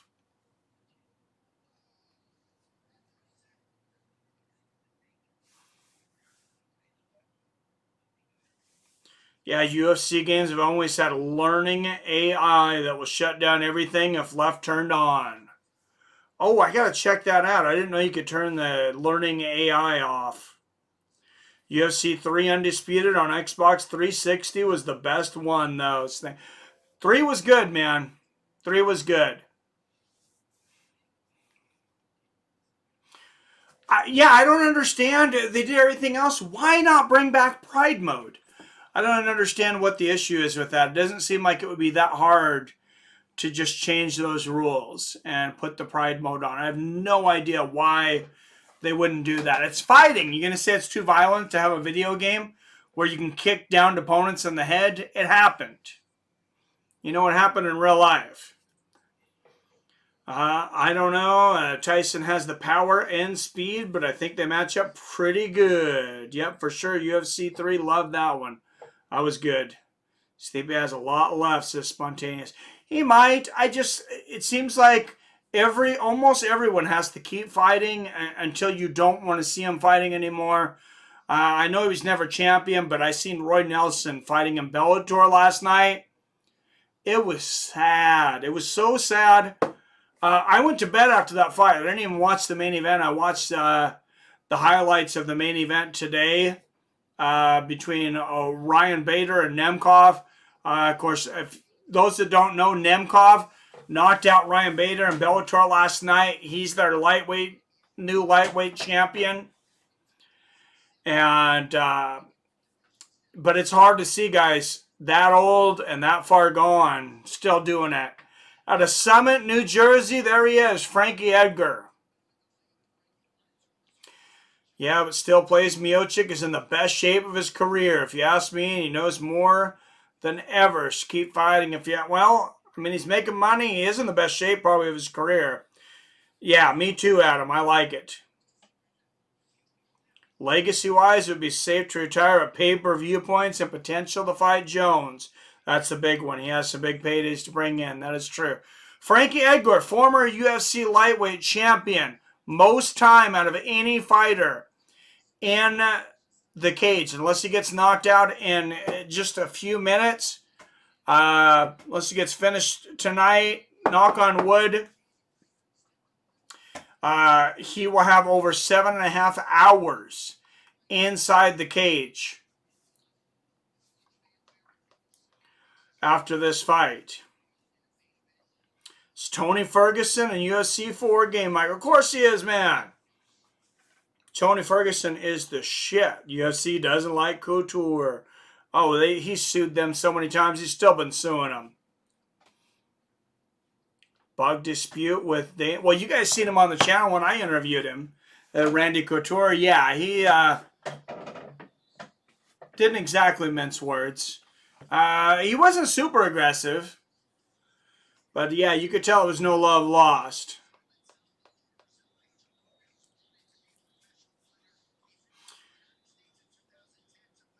Yep, you're correct, Arcade.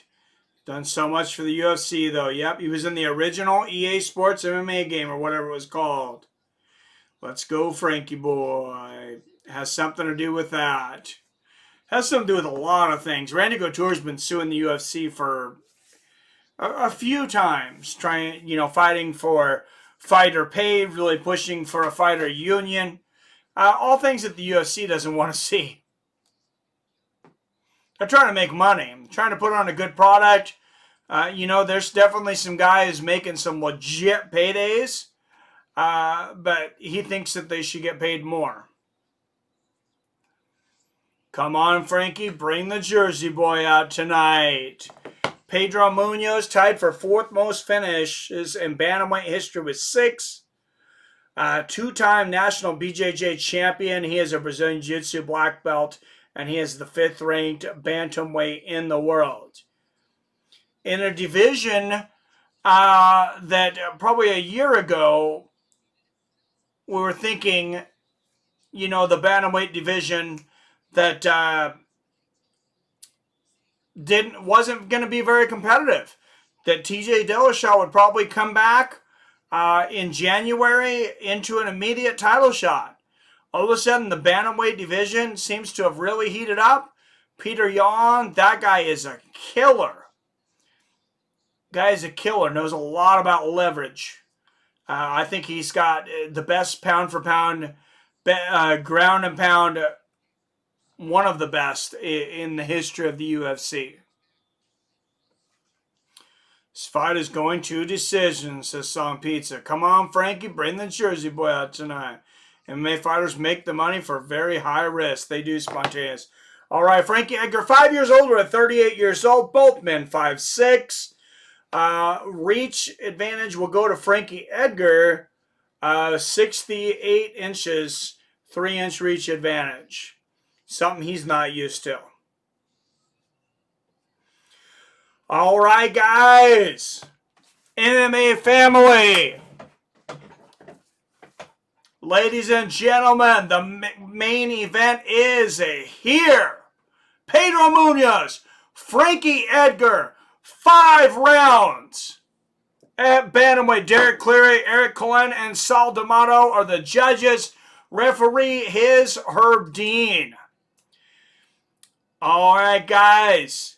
This is what we've all been waiting for the entire week. Everybody watching on MMA with Friends live from Seattle. The main event of UFC on Vegas 7. Let's get on!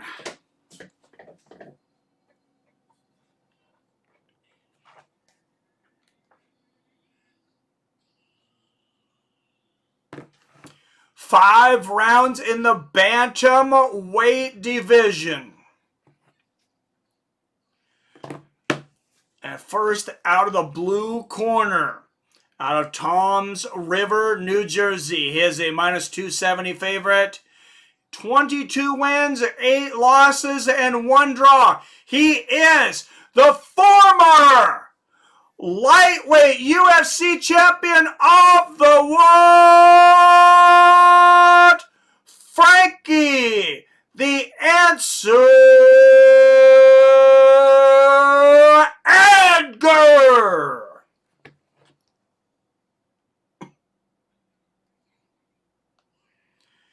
And his opponent out of the red corner, out of Sao Paulo, Brazil, a -270 favorite with a mixed martial arts record of 18 wins, 4 losses, and 1 no contest. He is the 5th ranked bantamweight in the world, Pedro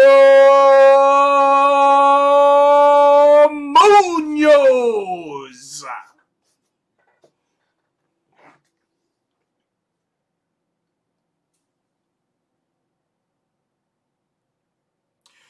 What's up, Machado? Good to see you.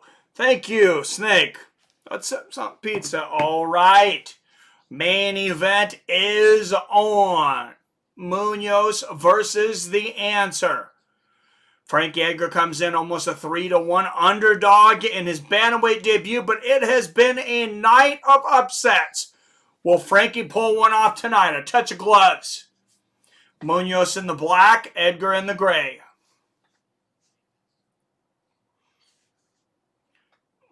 First shot lands for Edgar. Nice little jab, and Edgar looks very quick there. Couple nice shots there. Munhoz falls off balance with a leg kick.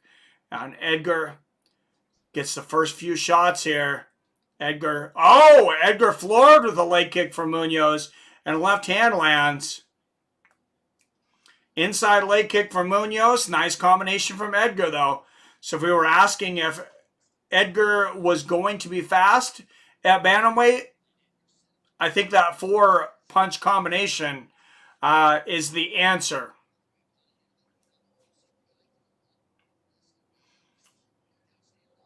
So left hook there from Edgar. He looks very quick. Oh, a nice exchange there. Both men land a hook there. Inside leg kick there from Munhoz. Combination from Edgar. Edgar on the move. Wow, sneaky right hand there. And what a great combination from Frankie Edgar. Turning the clock back in this first round. Big leg kick there from Munhoz. But Frankie Edgar landed a big combination and a low leg kick. And a straight right for Edgar. Wow. Big 1-2 for Munhoz. Edgar takes it well and comes back with a combination. That was his first test. Straight right. A jab there from Edgar. Straight right misses there for Edgar. A lot of people are questioning Edgar's chin. He has not been finished a lot in his career. I believe still just the one finish. Knockout to the Korean Zombie. It was very quick, though. Oh, nice low leg kick there from Munhoz. And good defense there from Edgar. Playing the Matador. I want Edgar to win. Just think he's been in too many wars. That could be the case. Nice combination there from Edgar. And a good jab there from Edgar. Might have got a little bit of finger in the eye there. I'm not sure. Munhoz didn't say anything.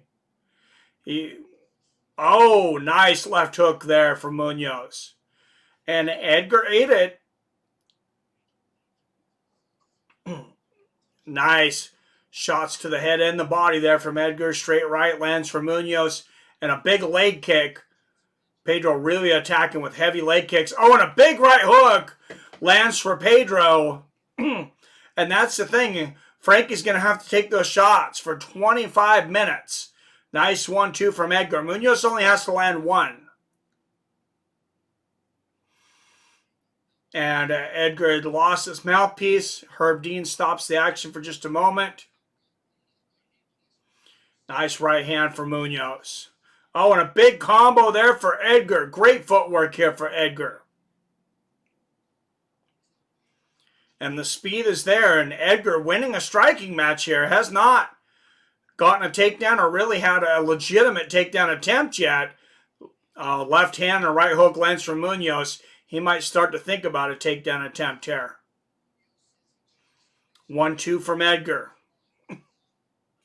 Nice combination from Frankie. He's got to be careful getting in these exchanges, though, with Pedro. The low leg kick lands for Pedro.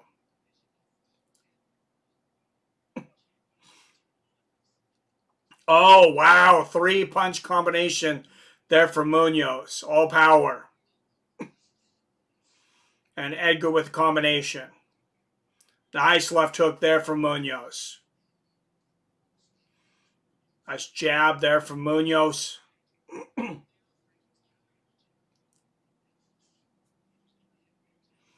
Good defense there from Munhoz.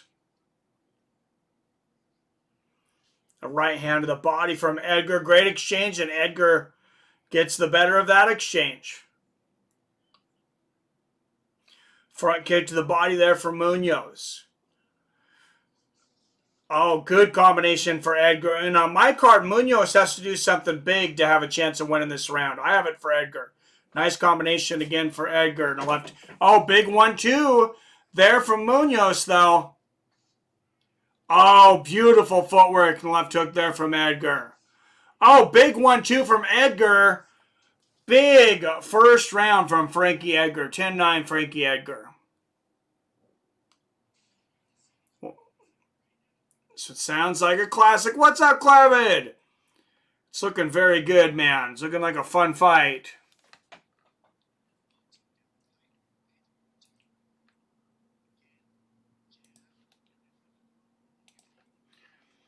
Never count out Frankie Edgar.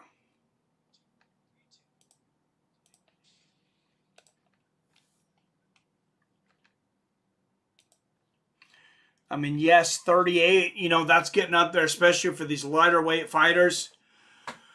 But, you know, with science now, with diet and exercise and a guy with the discipline like Frankie Edgar, I mean, you know, maybe you can extend that. Maybe you can beat some of the best guys out there at 38. I mean, he definitely looks in shape tonight.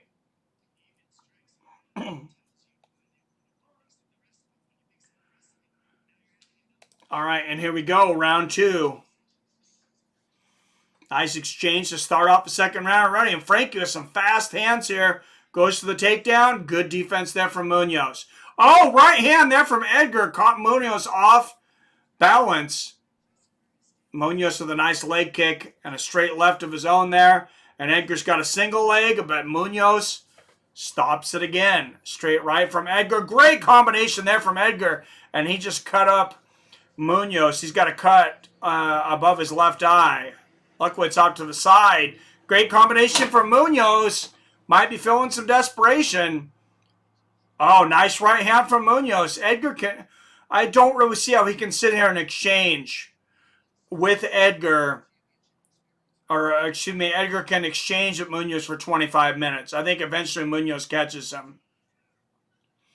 Although, great defense there from Edgar. He's got to get that wrestling going. It has been a while. Clavid, good to see you, though. Frankie was on Real Life on MTV back in the day. Oh, and great defense again from Munhoz. And a big right hand from Munhoz. And Edgar eats it again. You know, not really showed any stunning effect there. And nice straight right hand. Jab to the body for Edgar. Double left hook.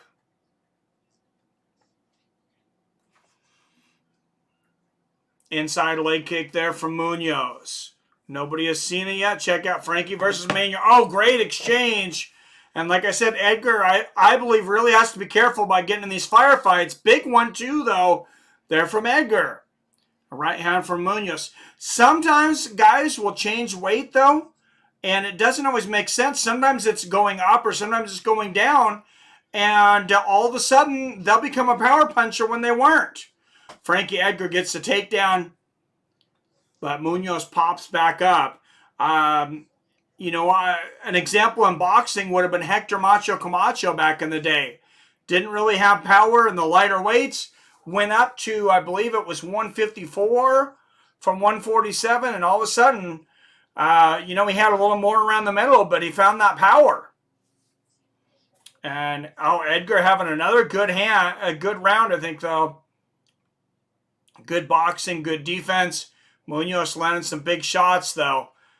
Nice combo to the body upstairs and a right hand from Edgar. Good 1-2 there from Frankie. And a straight right. Wow, Frankie, really, his boxing really looking good here. Oh, nice right uppercut there from Frankie. So Greg Brimstone in the house, the winner of the EA UFC 4. Greg in the house. Oh, spin kick to the body there from Frankie and a low leg kick there from Munhoz. And Edgar gets a takedown again. Munhoz popping right back up, though. Nice body kick landed there for Edgar. Macho Camacho was a bomber when he didn't cut the weight. You're right. Nice left hand there from Munhoz. You've also seen guys, though, cut weight and have more power. You know, go down a weight class. Nice jab there for Edgar. And another brutal leg kick there for Munhoz. He's really been eating up that front leg of Frankie. Straight right there from Edgar. And, of course, Frankie Edgar, no stranger to the leg kicks. Him and Benson Henderson had some wars, couple wars back in the day. Oh, another one of those good right uppercuts from Frankie Edgar. He's found a home for that. And he's had good head movement. Nice 1-2 there from Frankie. And, I mean, he's got to be one of the slickest guys in UFC history, though, as far as escaping things and getting out of the way of things. Frankie Edgar. Yep, Greg won. Gray Maynard has a 16 minutes. Heavy-handed wrestler. Yep, wow. Good exchange there. Front kick to the body from Munhoz. Inside leg kick from Edgar, who I think's having another good round here from Frankie. Oh, nice little jab. Oh! And groin strike towards the end there for Munhoz. Lands a flying knee afterwards. Herb Dean stopping him.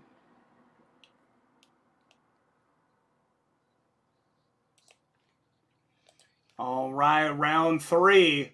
And Frankie says he likes those 5-round fights. I'm not sure if it's to his advantage right now, though, because I have him up 20-18 pretty easily.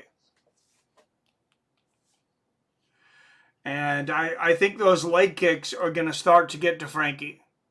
He's not checking any of them.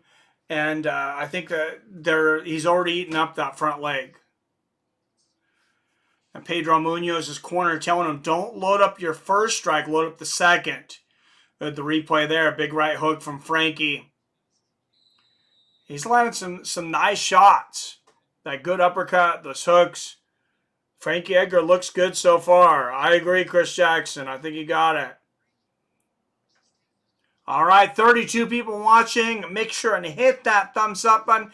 If you're not subscribed for some god-awful reason, make sure and take care of that now. And don't forget to hit notifications so you get a reminder when I go live, like for Israel Wasanda versus Paulo Costa.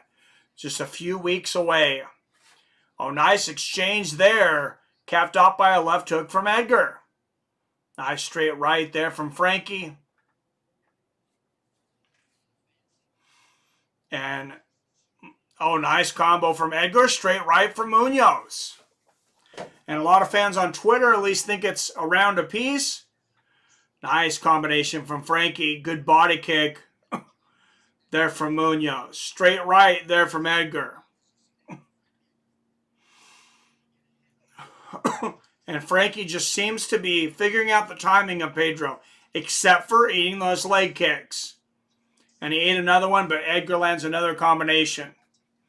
Good body kick there from Munhoz. If I'm Munhoz, I would try to switch up those kicks, excuse me. Try to go to the body, try to go to the head. Front kick to the body there from Munhoz.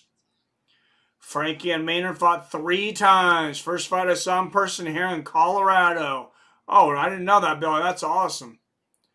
Other 2 were 155-pound title fights. Watch Macho Time Hector Camacho. Story, at least I think that's the name of it. Nice. Nice 1-2 there from Frankie. Right hand lands for Munhoz. Front kick to the body there from Munhoz. And you're not going to beat Edgar's cardio. Apparently even here at 38 years old. Another great combination from Edgar. Nice right hand there from Edgar. Oh, that right hand barely missed for Munhoz. Lands a nice jab, and another good jab there for Pedro. He's starting to get a few more of these weapons to work. And remember, his corner said, don't throw it all in that first punch. Wait for the second one. Set it up. Oh, and those low leg kicks are setting things up. Edgar lands a combination, but wow, he just keeps eating leg kick after leg kick. And he just ate a big left hand too. Oh, and a big straight right and a left hook from Frankie Edgar. Is this guy ever in a boring fight? Has Frankie Edgar ever been in a boring fight? I don't think so. Oh, and the low leg kick and boxing combination there from Edgar. Nice left hand there from Munhoz. And Munhoz is cutting off the cage. Edgar's got to be careful here. It's not the biggest cage. Straight right landed for Munhoz and another leg kick. Good combination from Edgar. And Edgar finally checks a couple kicks. That's really been an Achilles heel in his career, no pun intended, for Frankie Edgar, is eating those leg kicks. One thing you would think that he would get better at that he doesn't really seem to have is checking leg kicks. Nice right there from Edgar. Another big leg kick there from Pedro. And a good exchange there. Oh, nice straight right there from Edgar. Munhoz could win this round on leg kicks, though. He's landing some really heavy leg kicks. Good exchange there. Left hook got through for Munhoz. Oh, wow. That was a heavy leg kick for Munhoz. Edgar comes back with a combination, though. The hands and the feet. Wow. How can he continue to eat these leg kicks? And nice exchanges there. Good jab there from Munhoz. And this is a very close round coming down to the last 45 seconds. Nice right hand there for Edgar. Front kick to the body lands there from Munhoz. Combination from Edgar.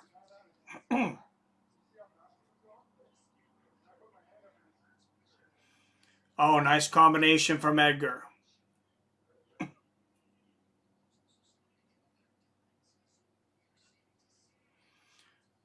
Good jab there from Munhoz. 1-2 from Edgar. Oh, Munhoz is getting closer with that overhand right all the time. Big right hand for Edgar. Oh, nice spin kick to the body there for Edgar. He masked it as a hook there too. Oh, that's a close round. I give that one to Munhoz. He really dug into Edgar on the leg kicks. Hey, folks, go Frankie. Milton Nelson with the third donation of the night. Thank you, sir.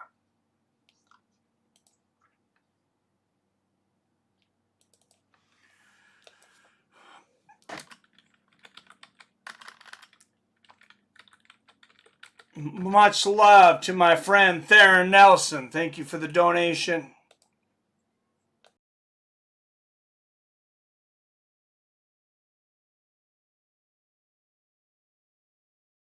Up to $32. So always appreciate you guys. Thanks for the love.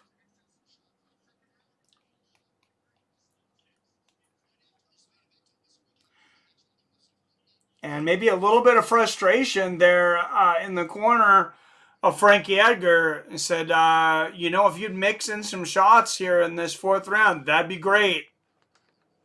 Mark Henry. Nice jab there from Munhoz. Another jab combination from Edgar. Good defense. And there he goes. Frankie gets the single leg. Oh, and a nice right hook. Catching Munhoz as he gets back up. Nice front kick to the body there from Munhoz and a jab. And this could, if this goes the distance, this could be one of those, you know, split decision, weird scorecards.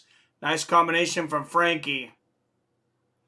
Sweet Pea was slick. Yes, he was.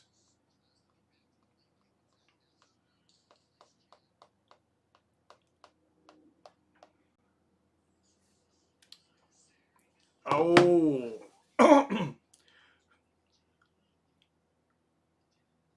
Nice jab there for Pedro. And another leg kick there for Munhoz. Good combination there from Edgar. And who's going to slow?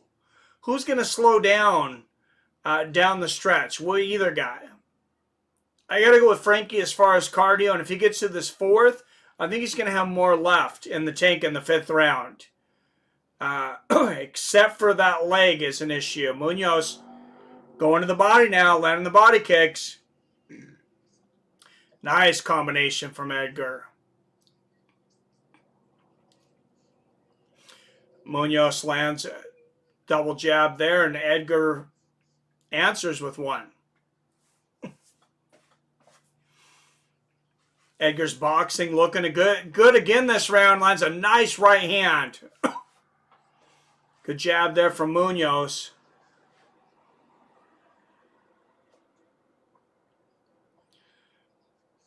Oh, another great combination from Edgar. Like I said, he is not looking 38 tonight. Really turning back the clock.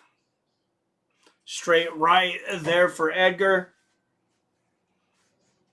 Nice body shot combo. Big right hand from Munhoz, though, right on the chin.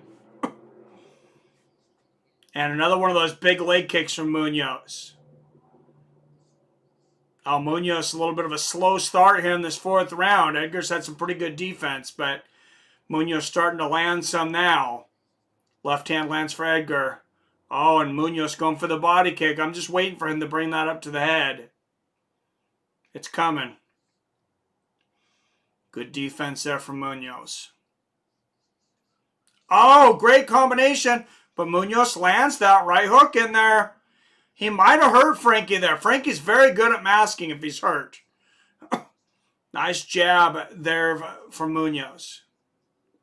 Something Frankie does when he's a little hurt is he will actually start to bob his head back and forth more. Nice combination there from Edgar, though. Oh, and Edgar goes for the head kick. Misses. Big body kick for Munhoz. That was spot on. Exchange of jabs, but Munhoz has landed a couple of big shots here and a big leg kick there from Munhoz. Edgar's really starting to limp on that front leg. And he does not want to eat any more of those body kicks. Good exchange there, but Munhoz lands another leg kick.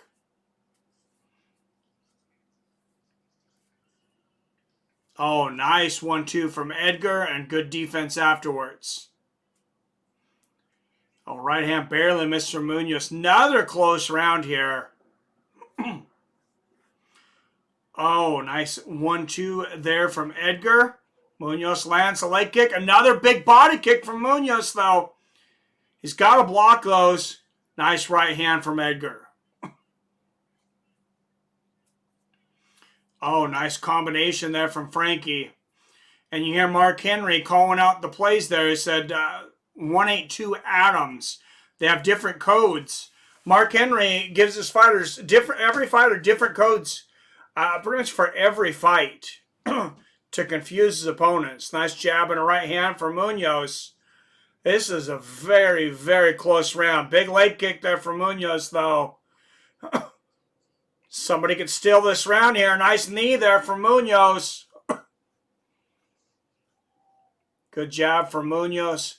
1-2 from Edgar. Edgar goes to spin kick to the body. Misses. Oh, big right hand for Pedro Munhoz. And I think he pulled it out at the end of the round. I have it 2 apiece.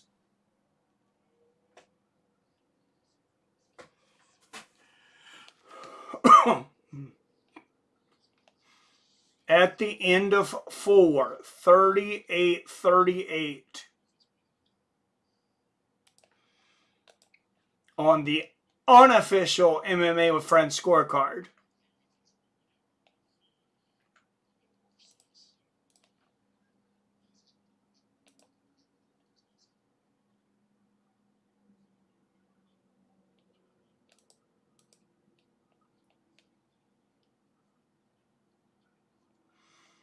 Lot of instruction here in the corner from Mark Henry, from Frankie. If anybody's able to comprehend it all, though, it's him. And they just told Frankie, you need this round. both corners, I would be telling the fighter, you need this round. Because this could definitely be a draw. Or it could be 2-2 right now. And a lot of people on Twitter have it 3-1 for Munhoz. And another donation, the Beast Man. Let's go, man, with friends. Thank you, Beast Man, for the $5 donation. $37 in donations tonight. Thank you very much, guys. Nice combination from Edgar. Oh, big leg kicks again from Munhoz. That was a big uppercut from Edgar, though. Who wants it more? I think it's whoever wins this 5th round gets it. 1-2 from Edgar, left hand from Munhoz. What a fight. How many, fight of the year candidates has Edgar been in? I'm not saying this is a fight of the year candidate yet, but I mean, just so many classics have had Frankie Edgar in them. Nice combination there from Frankie.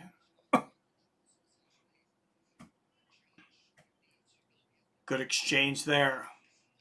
Oh, nice combination. Both guys landing big. Edgar's really got to be careful there. Both guys landed big shots, but I think Munhoz, has got the harder punches. Nice front kick to the body there from Munhoz. Edgar looking very durable at bantamweight. And a nice right hand from Frankie. Oh, left hook from Frankie and a front leg kick from him. Oh, nice right hand from Frankie Edgar and an inside leg kick from Munhoz. You're looking at one of the best fighters to ever fight in mixed martial arts. When you look at Frankie Edgar, pound for pound, I believe one of the... Oh, spinning back fist from Frankie Edgar. Just been in so many wars. Oh, beautiful 1-2 there from Edgar. A couple of big body kicks, though, from Munhoz.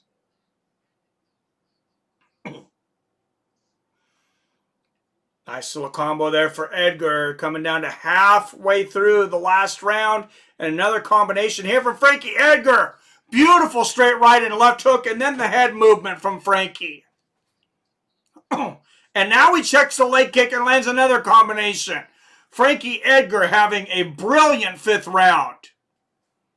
Beautiful jab. Nice low leg kick there from Munhoz. Oh, and a right hand to the body there from Edgar. Combination of the body there for Edgar. And so far, oh, beautiful right uppercut there for Edgar. So far, the move to bantamweight looks incredible for Edgar. That was a good front kick to the body from Pedro, though. Wow, and I think Frankie is dominating this round. And Munhoz lands one of the biggest shots of the fight there, though, with the left hook. Oh, big right hand for Pedro Munhoz. Another straight right for Munhoz. Can he pull it out in the last 125? Low leg kick. There from Munhoz and a jab. Another good jab from Munhoz and a low leg kick. And good defense from Munhoz. There's a big 1-2 from Frankie. Munhoz had some great moments there. Oh, big shot there from Edgar. And that buckled Munhoz. Another big right hand. Oh, great exchange. Capped off by another one of those big leg kick from Munhoz. Frankie Edgar, he's not walking up to go to the bathroom tomorrow. He might spend half the day on the toilet. Nice right hand there from Frankie. But what a warrior. Both of these guys. And low leg kick there from Munhoz. Nice exchange of right hands. And dare I say it, we could be looking at a draw tonight. Oh, what an exchange and a big right hand from Munhoz. 20 seconds left. Will Frankie shoot here in the last seconds? Oh, nice 1-2 there from Frankie. Oh, and a right hook to the body and great defense. Frankie knows how to handle those championship moments. But a big right hook lands from Munhoz and a front kick to the body. Big right hand from Edgar. Spin kick to the body from Munhoz. What a fight! What a fight. And I have it 3 rounds to 2, 49-48, Frankie Edgar. But there is some very close, questionable rounds there. Wow, and the Beast Man hit that donation button for $5 during the break. That brings us up to a total tonight of $37 in donations.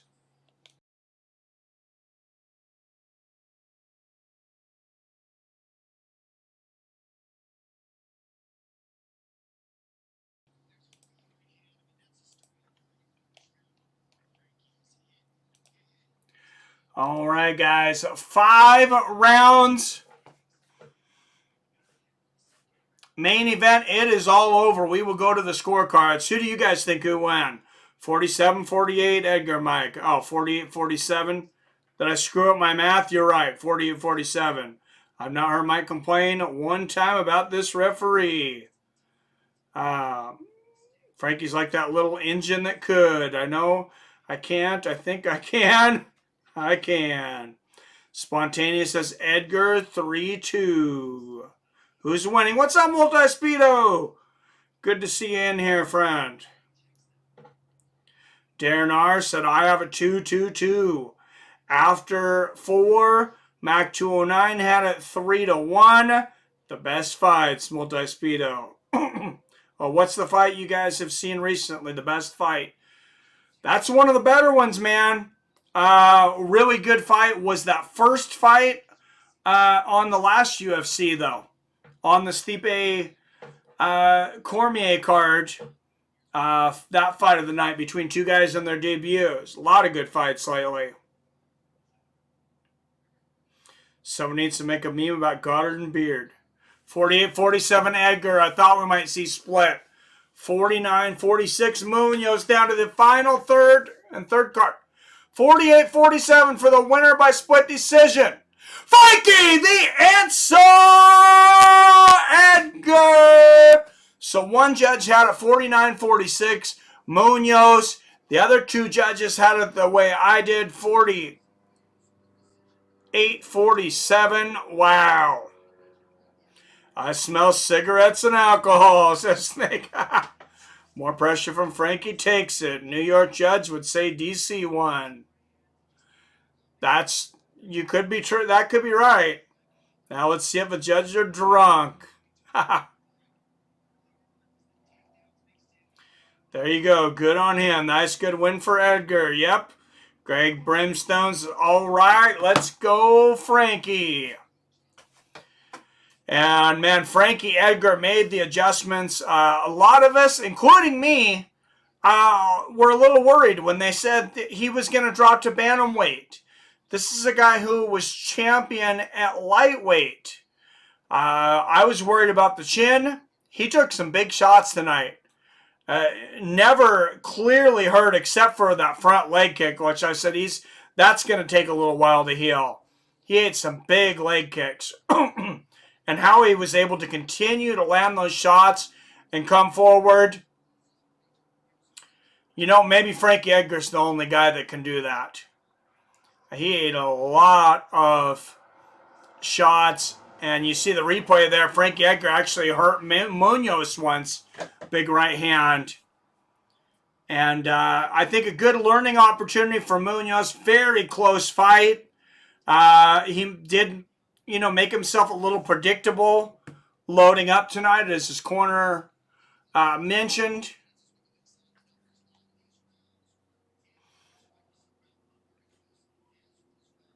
All right, you two have a good night, Spontaneous. Good for you, Edgar.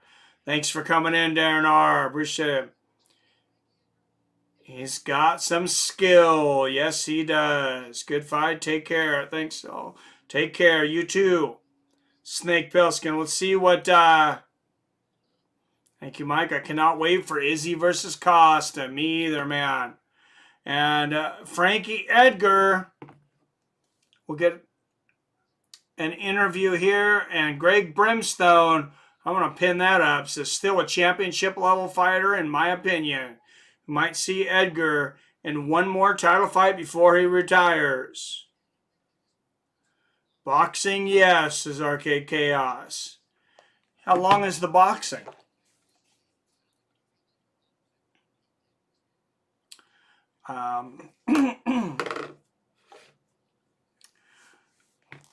Working these, I gotta tell you though, guys, working these 7-day work weeks and stuff, I got about 3 hours worth of stream in me probably today.